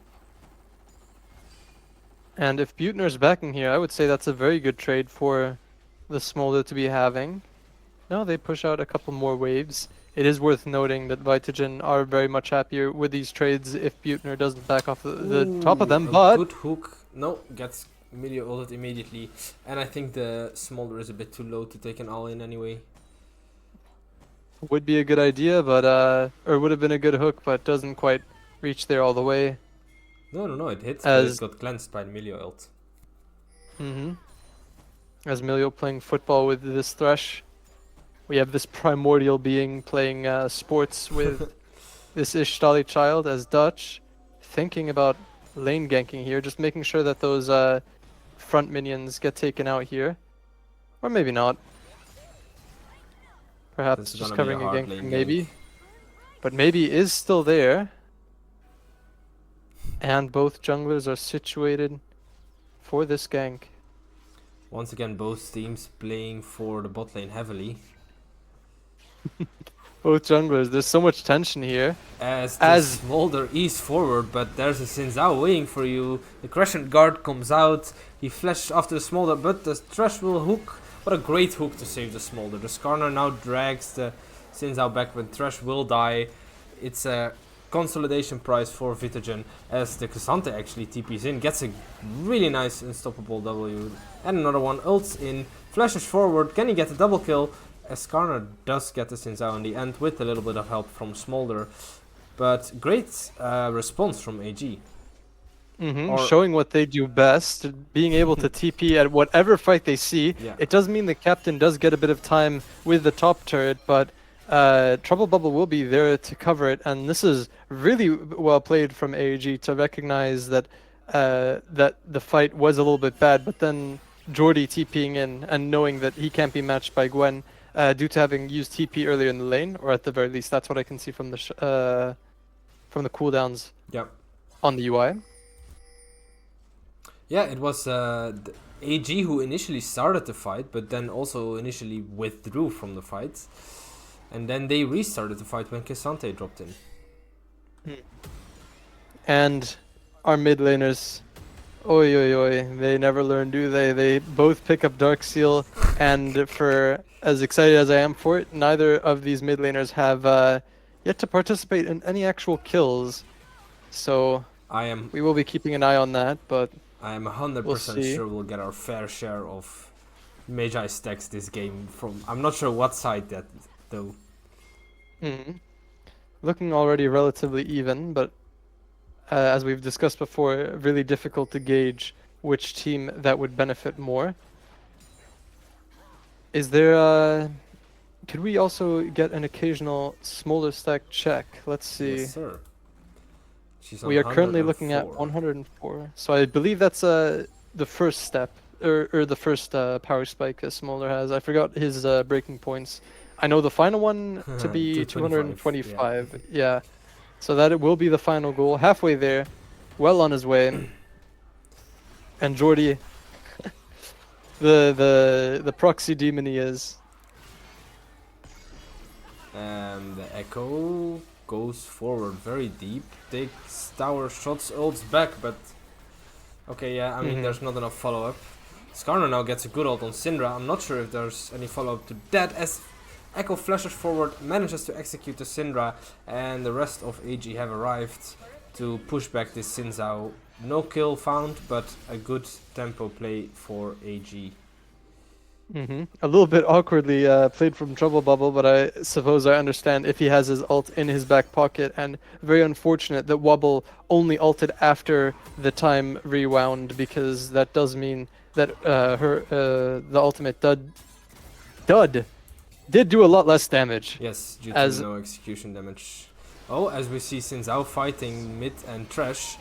The Echo goes low, gets a good stun off though, is cleansed away by Milio. Corki dashes forward, gets the Echo. Can he kill the Thresh? He can with a nice ult. Oh my god, they're also low, but Smolder is here. Can she get any kills here? It will be so big. It is not looking like it's Out of the week finds the Smolder, and all of a sudden Vitagen are on the up and up, maybe running for his life, and Vitagen not only come victorious from this fight, but probably have a dragon off of this to boot as well. But maybe with a very awkward Ishtali impact, gets flashed forward on by Wobble, and another kill going to the way of Vitagen. Very well played. very different from the rest of the games as well. Finally, these guys all of a sudden lit up and all spearheaded by the damage dealt here by Zikan. 3, 1, and 6. There we have our action. Now this is my Vitagen in Assassins and Greed. Yeah, one of the rare moments where Vitagen was actually first to respond to a skirmish happening on the map. I'm not exactly sure why Echo was still fighting while he was so low. He was fighting the Zinza with the Thresh, so it was a 2v1, but it does seem a bit greedy. Maybe they didn't look at their map well enough. In the end, I do think they Vitagen do come also out on top. they also probably got very confident off of the fact that Yes. they had killed Wobble a little bit earlier, but he was able to join the fight eventually as well. Yeah. And it's very close to being funny. That is 4 stacks. we get 5 and above, and then we have a funny looking Dark Seal. Nice. And also another Swifties enjoyer here in the mid lane. I'm surprised that I've seen as many Swifties here in the mid lane as I have. I've seen more Swifties on mid laners than I have in any of my solo queue games here. I felt like you would Very be happy interesting to with see this that, deck. given that you were so happy with them taking the blue thing and talking about Oh yeah, movement speed, absolutely. like, hey, movement speed's important. Maybe even Yeah, more of course. important than other stats. But for the jungle specifically, it's just a matter of getting man advantage as fast as possible. Whereas I imagine in lane, something like Sork Boots for the combat power is probably more important as you're constantly looking at another person. Whereas in the jungle, you have the beauty of being able to take your fights more or less, and being able to decide where on the map you want to have your presence. Yep, that is. I don't want to say my role is the hardest. I don't want to blow up a conversation in chat either. No, I am still very much a movement speed enjoyer. I'm just surprised because I still think combat stats are king, as there's a dive going on bot. Yeah, I'm gonna cut you off there as the Sinzao comes behind them and picks up an easy kill on the Smolder. I believe the Corki was tanking at first, then Emilio was tanking, but there wasn't really any damage back on. And Vitagen make another well-grouped, well-timed, well-organized play. Mm-hmm. And they must be very happy in the position that they're in, but I've noticed they only really plan on going for plays like that, maybe looking for something mid, I don't quite know what. They only go for these plays when they're ahead of gold and resources in general. Like, this is the second dive that I've seen from them. Very well played, but they only did that in game 1 as well when they were really ahead of gold. And even more importantly than, in my personal opinion, to keep your gold ahead is to just keep farming up from this position. Like, I don't think from here they need to do much more. If they can hold on to their shutdowns, they don't need to look for more dives after this. So well played by Vitagen, but hopefully not too many more of these, because if you keep flipping, eventually there will be a mechanic stiff which causes a shutdown to go to the way of Assassins and Greed.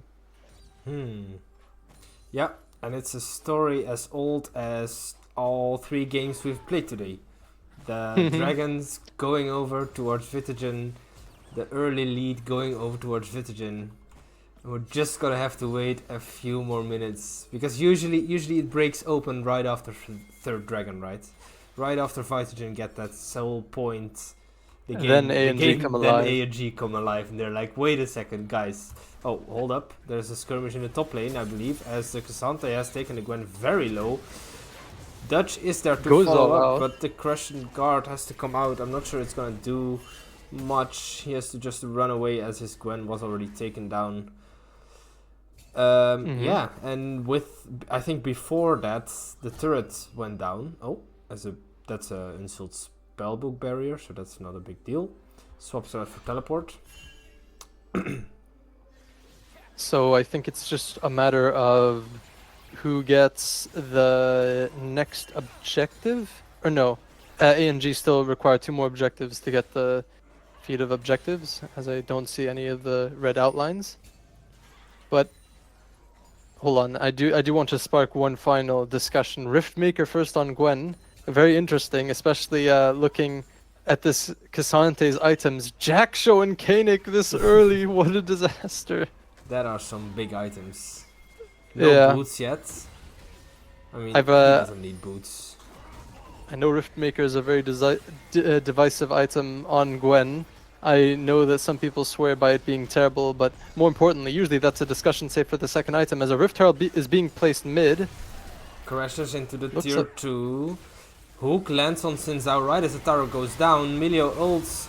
Scatter the Weak comes out, and Sinzao will be kept alive. Gets a W on the Skarner. I'm not sure he wants to go in on that, as Echo does want to go in, but immediately ults out again. Now Gwen, Needlework comes out, gets CC'd a bit. Skarner re-engaging from over the wall with a big ult! And wait, Vitagen are wiped? Vitagen are just wiped like that? And I guess it blew Vitagen open. almost had the angle, but they were all fighting without Zikan. I appreciate their want to re-engage, and especially with Captain teleporting in, but without most of their team there, it's just never a fight that you can play.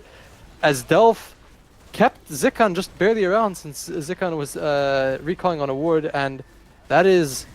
never mind the third dragon, finally ANG feel a lot more on the ball and do end up taking this third dragon here.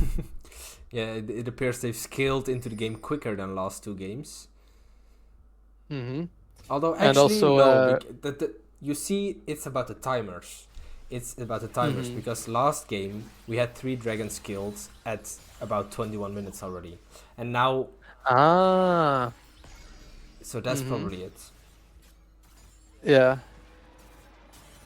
And it is also a little bit scary now, as the top side of ANG are looking mighty scary to go up against. No info, gonna get poked down here by Trouble Bubble, but He's no match It for is- here for a full AP Echo.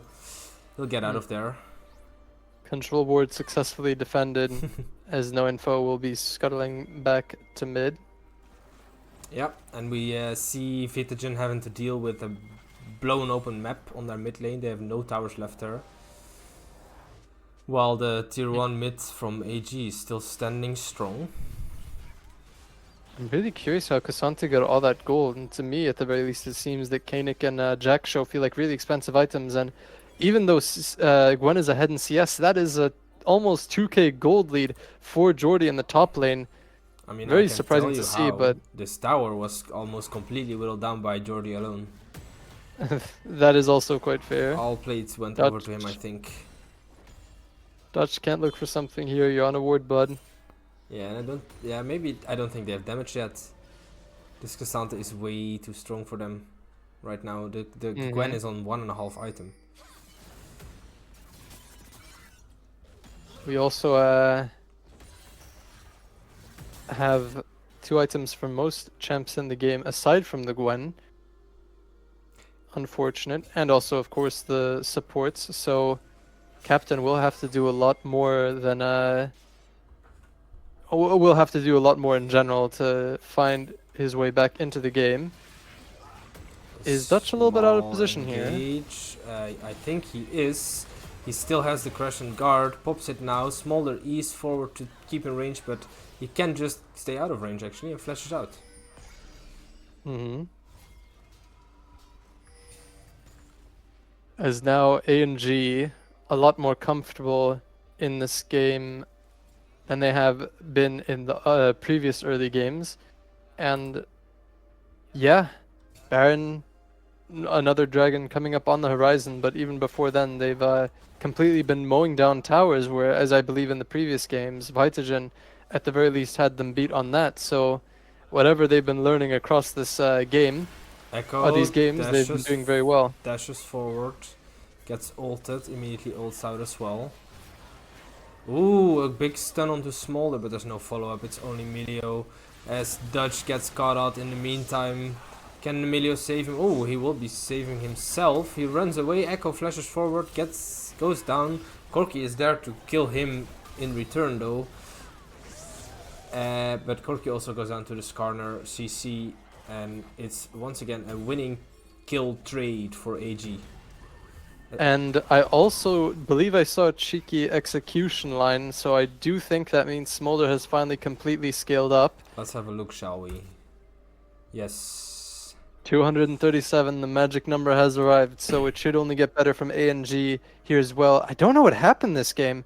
I could swear that Vitagen not a couple minutes ago had a massive gold lead over ANG, and now ANG pulled one out of the hat, and now are 3k up on the 3k up on Vitagen. I mean, I can tell you what happened. It was the one thing they needed was that mid herald play, where they just over grouped on mid.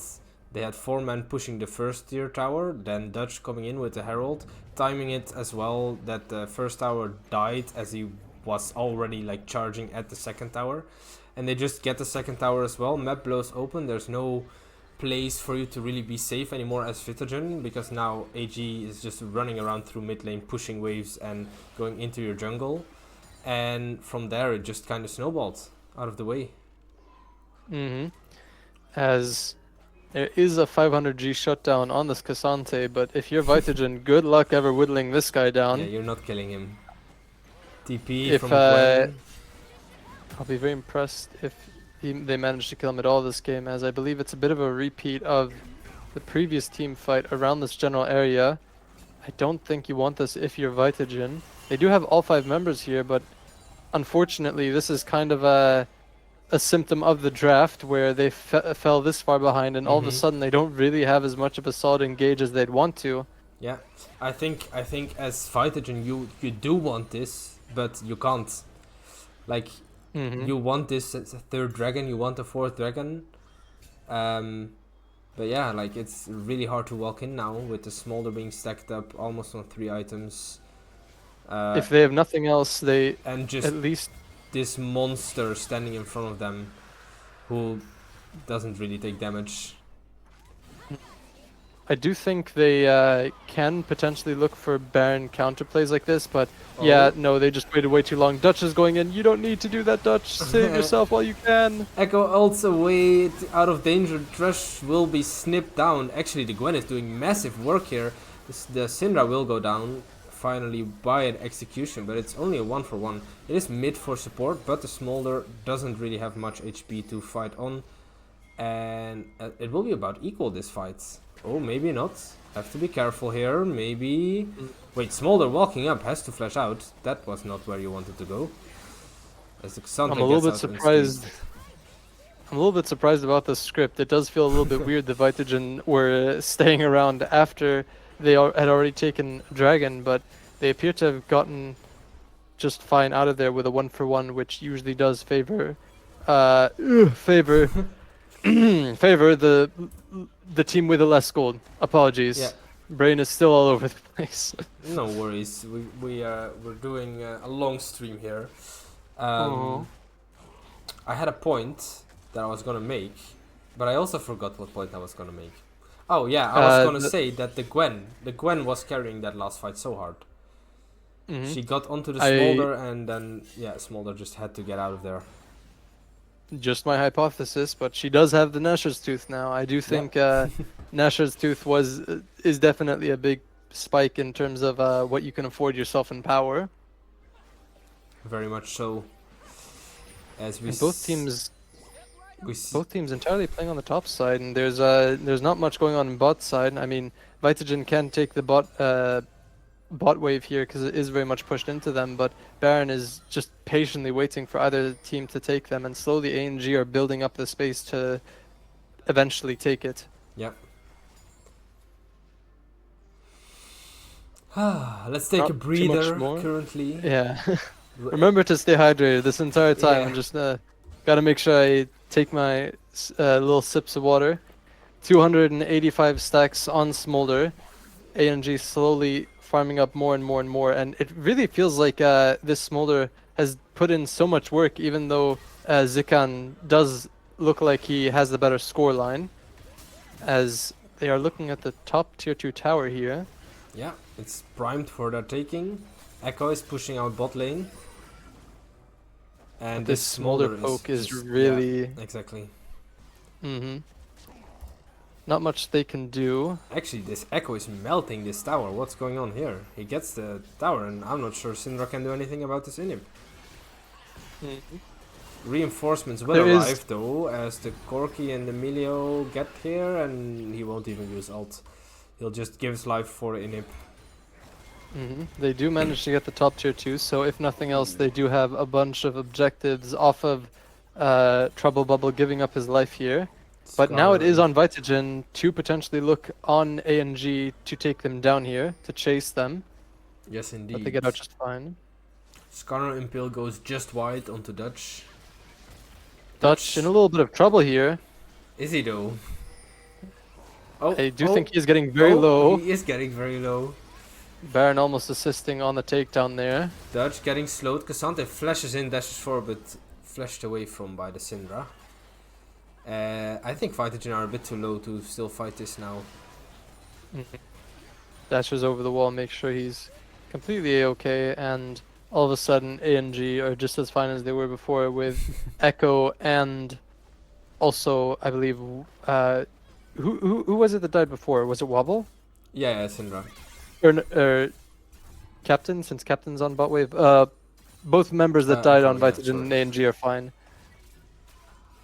They're back on the map, and that's what counts. And not a moment too soon, as the next dragon is coming up, and I do think whoever takes this is going to be in a lot better of a position, because that looming threat of Dragon Soul for both of these teams is just so much more palpable with the Cloud Soul on the horizon, which both teams can very easily make use of. Vitagen to get in and out of fights easier, and ANG just to stick onto these thresh hook. Landing onto the Gwen. Hollowed Mist comes out. Echo's ult also comes out. He goes back in though, gets the Gwen down. Dutch flashing forward onto the Thresh. I'm not sure that's worth it, buddy. There's no one of your team to help here. Massive stun from Wobble, but that won't do anything because there's no damage. And I think that's just the third dragon over to ANG. A little bit anticlimactic way to get it, but very good hook off of the back of Delph, and also kind of baiting Dutch to flash forward to keep going further into the play, making it a 1-for-2. And Delph for Dutch, I think that's a trade that ANG very much do like. And ANG and all of their greed will end up taking both objectives at the exact same time. Yeah. Trouble Bubble taking the third dragon, and the rest of the team, Buitner and maybe going on the Baron. Not if Vitagen have Echo something to and say Thresh about it, and aren't perhaps they here. do. It's a bit of a stare off currently, but the Baron will be whittled down a bit more. Corky looking at the Cassante, slowly entering the Baron pit, but no, it won't be enough. Ooh, Smolder goes low, one more auto from Corky will do it. Gets a Q off on the Corky. But no, the Smolder won't die, and Echo has arrived to clean up this team fight, I imagine. Look at that Gwen healing, what the hell is that? It won't But be it's enough not though. going to be able to out-heal the damage that ANG is now outputting. Trouble Bubble just ulting for the fun of it, I think. And that is Look at the ult 3 cooldown. dragons and no HP bars on Vitagen to defend the Baron onslaught that is coming for their turrets. And after a hard-fought 3 games, a heartbreaking game 1, and the triumphant comebacks on game 2 and 3, ANG are knocking down Vitagen's structures and asking them, what are you going to do about it? As Dutch is going to try and answer that question. Trouble Bubble has ult again already. Super short cooldown, maybe goes in, finds Dutch, will find the ult, but like there's no defenses left. It's a jungler and a support. There's Baron no minions DPS. take down 1. Syndra Wobble. comes out, gets a good stun. On his deathbed, doesn't get executed. Sikan, And there's nothing that Vitagen can do. The Nexus goes down, and that is game, set, and match for Assassins and Greed, taking down Vitagen 2-1. Well played to both of these teams. Oh my Holy goodness. moly. Alright, Ooh. damn, that was one hell of a series. I did not expect this to go 2-1 to AG, especially after that first game. I felt like their momentum was just lost, even though the momentum in the first game was looking kind of good. But it wasn't like dominant, right? It was just, it was back and forth a bit. So yeah, And one but of the- crazy storyline here. One of the longest series that I've ever personally cast myself, or at least one of the longest BO3s. BO5s don't count. Exactly. Yeah.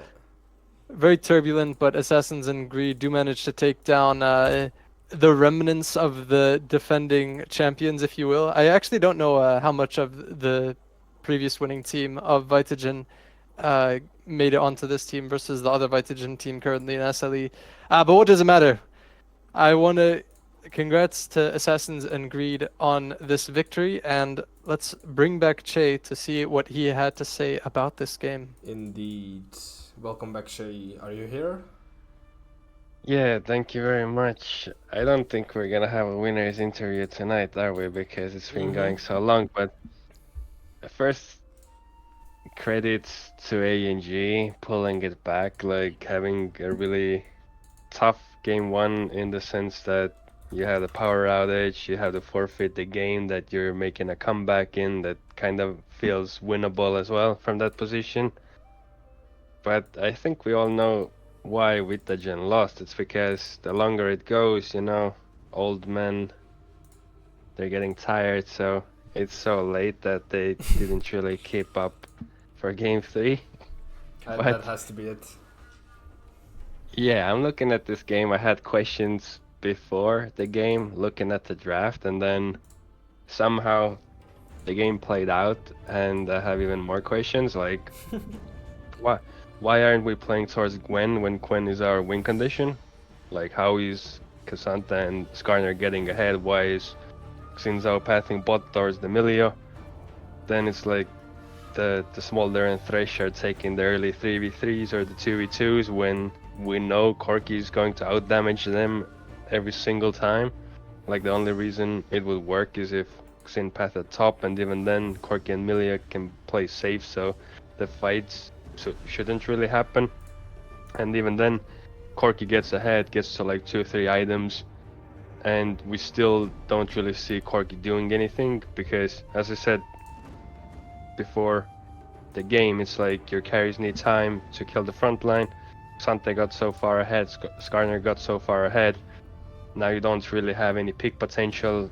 You can't really choose when you're starting the fights because nobody has the pick potential, even though you have, let's say, the Syndra E, you have the Xinzhao, but they aren't really making long-range picks on anyone out of position. The Milio scales, but Smolder scales so much better.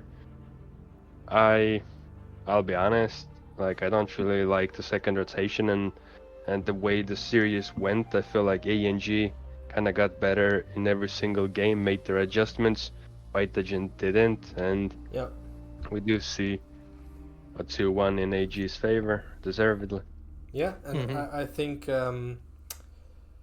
touching back on what we discussed like before this hellishly long series, AG had just had the better communication and the better synergy between members, not necessarily between champions, but between members, and they managed to group together and they managed to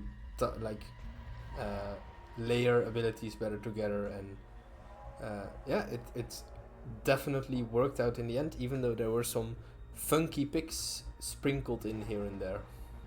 Mm-hmm.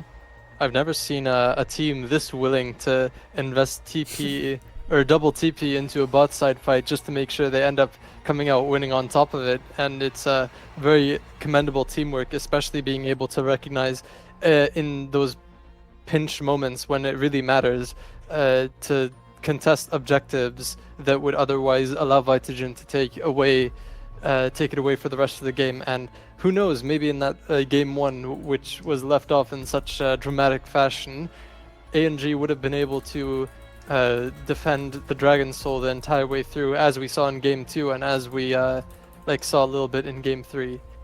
But that is just about all the remarks that I have on the rest of these games. Is there any final remarks that you two gentlemen would want to have about this series?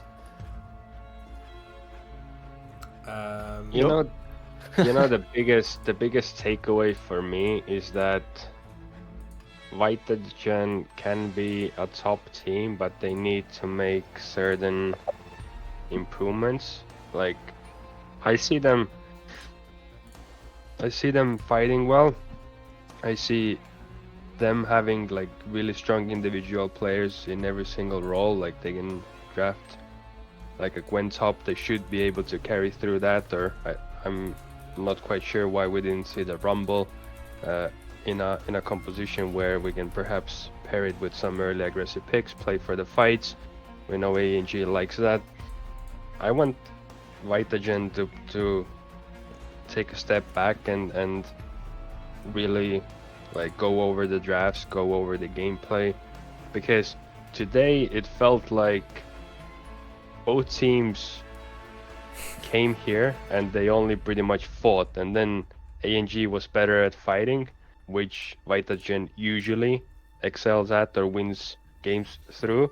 And now when Vitagen ran into a team that groups really well, fights really well, suddenly they don't have anything else to play through. They didn't really play sides, didn't really look for the Galio picks to enable sides. Didn't really pick for the early aggression, like pairing Corki and Milia doesn't really work for the early game. So they didn't really find other avenues to play through other than defaulting to just fighting. And then when you get out team fought, then you don't really find ways to win games. So I think this is a really good learning experience for them. And on the other hand, ANG, even though I Want Leash couldn't finish the first game and Butner had to come in, like Butner in his own right is a really strong ADC, has a lot of experience, and the team as a whole, like today they proved they can play Nambessa, they can play a little bit side, like Echo was pushing in the bottom lane, taking the inhib. Maybe I would have liked ANG to like threaten Baron there when you see 3 people bottom.